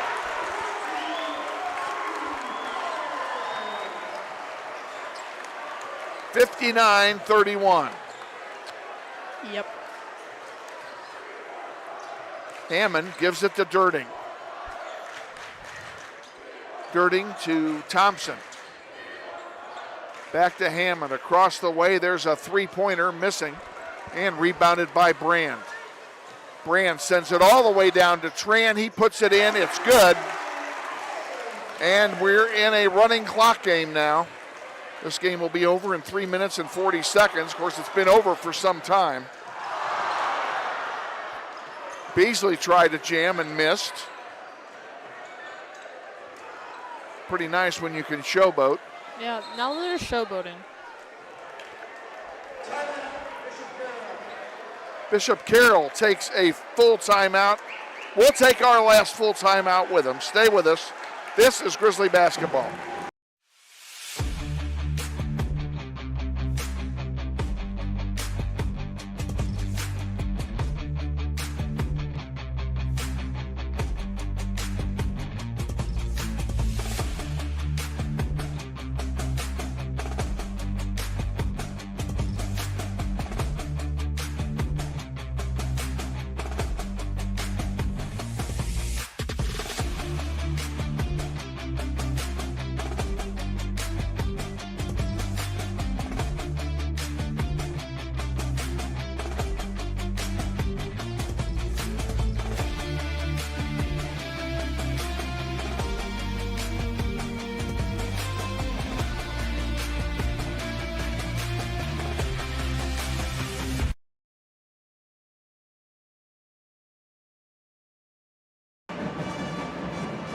With Makayla Nistas, our producer engineer, videographer Leslie Bravo, Elizabeth Dibben, Kevin Arkin with you from Bishop Carroll, where the Grizzlies are down by 30 now, so the clock will start on the inbound play and then remain running unless a timeout is called.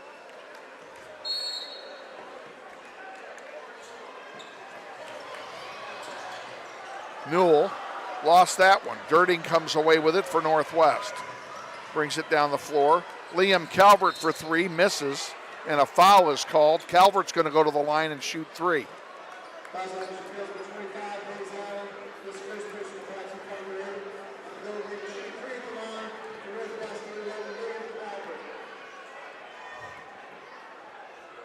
Calvert, who's not yet scored tonight, will have an opportunity to put some points on the board here, and the first one is good. And Jesus has left the building.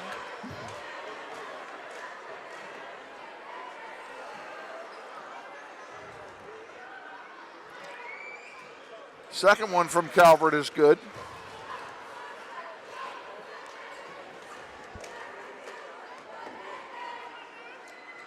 And he makes all three. Good job, Liam Calvert. 61-34, 2:23 to go, clock running. Tyler Booth for Carroll. Number 10 is in the game, along with Cash Ungles, number 22, as both teams have cleared their bench. Hammond will inbound to Dirting.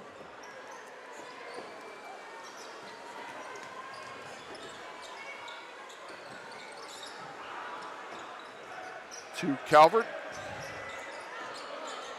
There's a shot that misses, rebounded by Carroll. In the game for Northwest.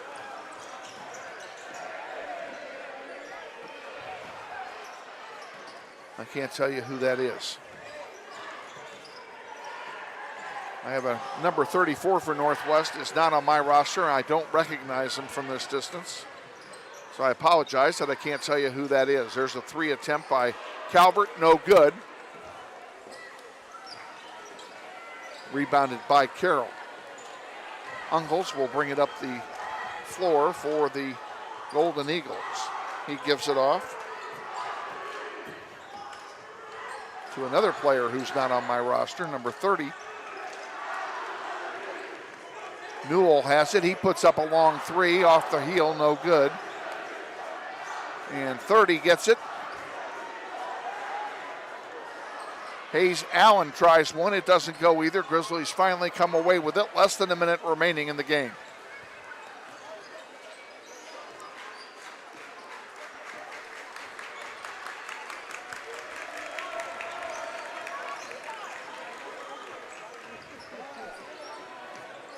Dirting gets it back. Hammond picks it up. It's not over and back as it was tipped.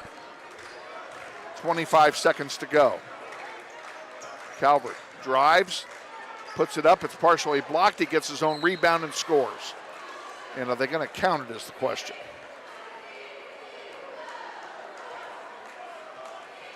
And people are leaving. And they are going to count counting the basket. Calvert will go to the line to shoot one. They stop the clock for the free throw as it's about to expire. He missed it, and the clock resumes again.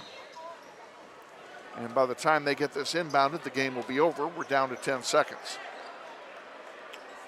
6, 5, 4, 3, 2, 1. And that's it. We're final here at Bishop Carroll. Grizzlies fall tonight 61-36. Bishop Carroll wins them both. We'll be back to wrap this up in 60 seconds. Stay with us. You're watching NWHS Grizz on the Northwest YouTube channel. This is Grizzly Basketball.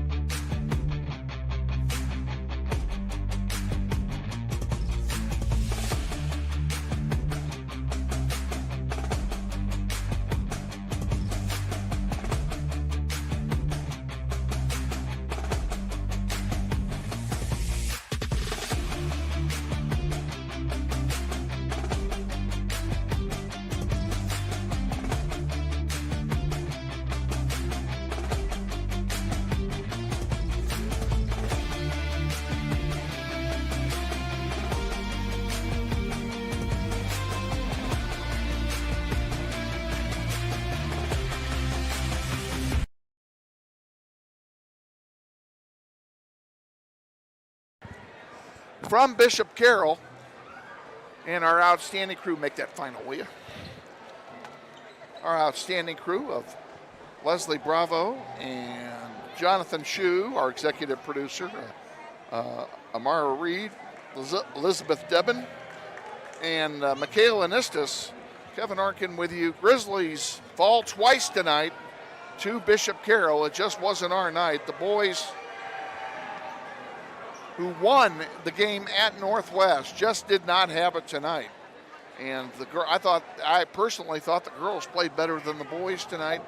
The girls were just overmatched by a superior team here at Bishop Carroll.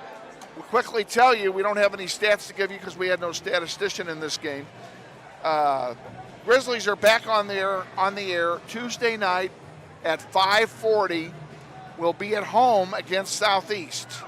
And hope you'll join us at 5:30 for the Marcus Myers pregame show, followed by the girls game, and then the boys game will immediately follow. Until Tuesday, once again, Grizzlies fall twice tonight. Kevin Arkin saying, thank you for joining us. Have a great weekend, everybody, and we'll see you on Tuesday.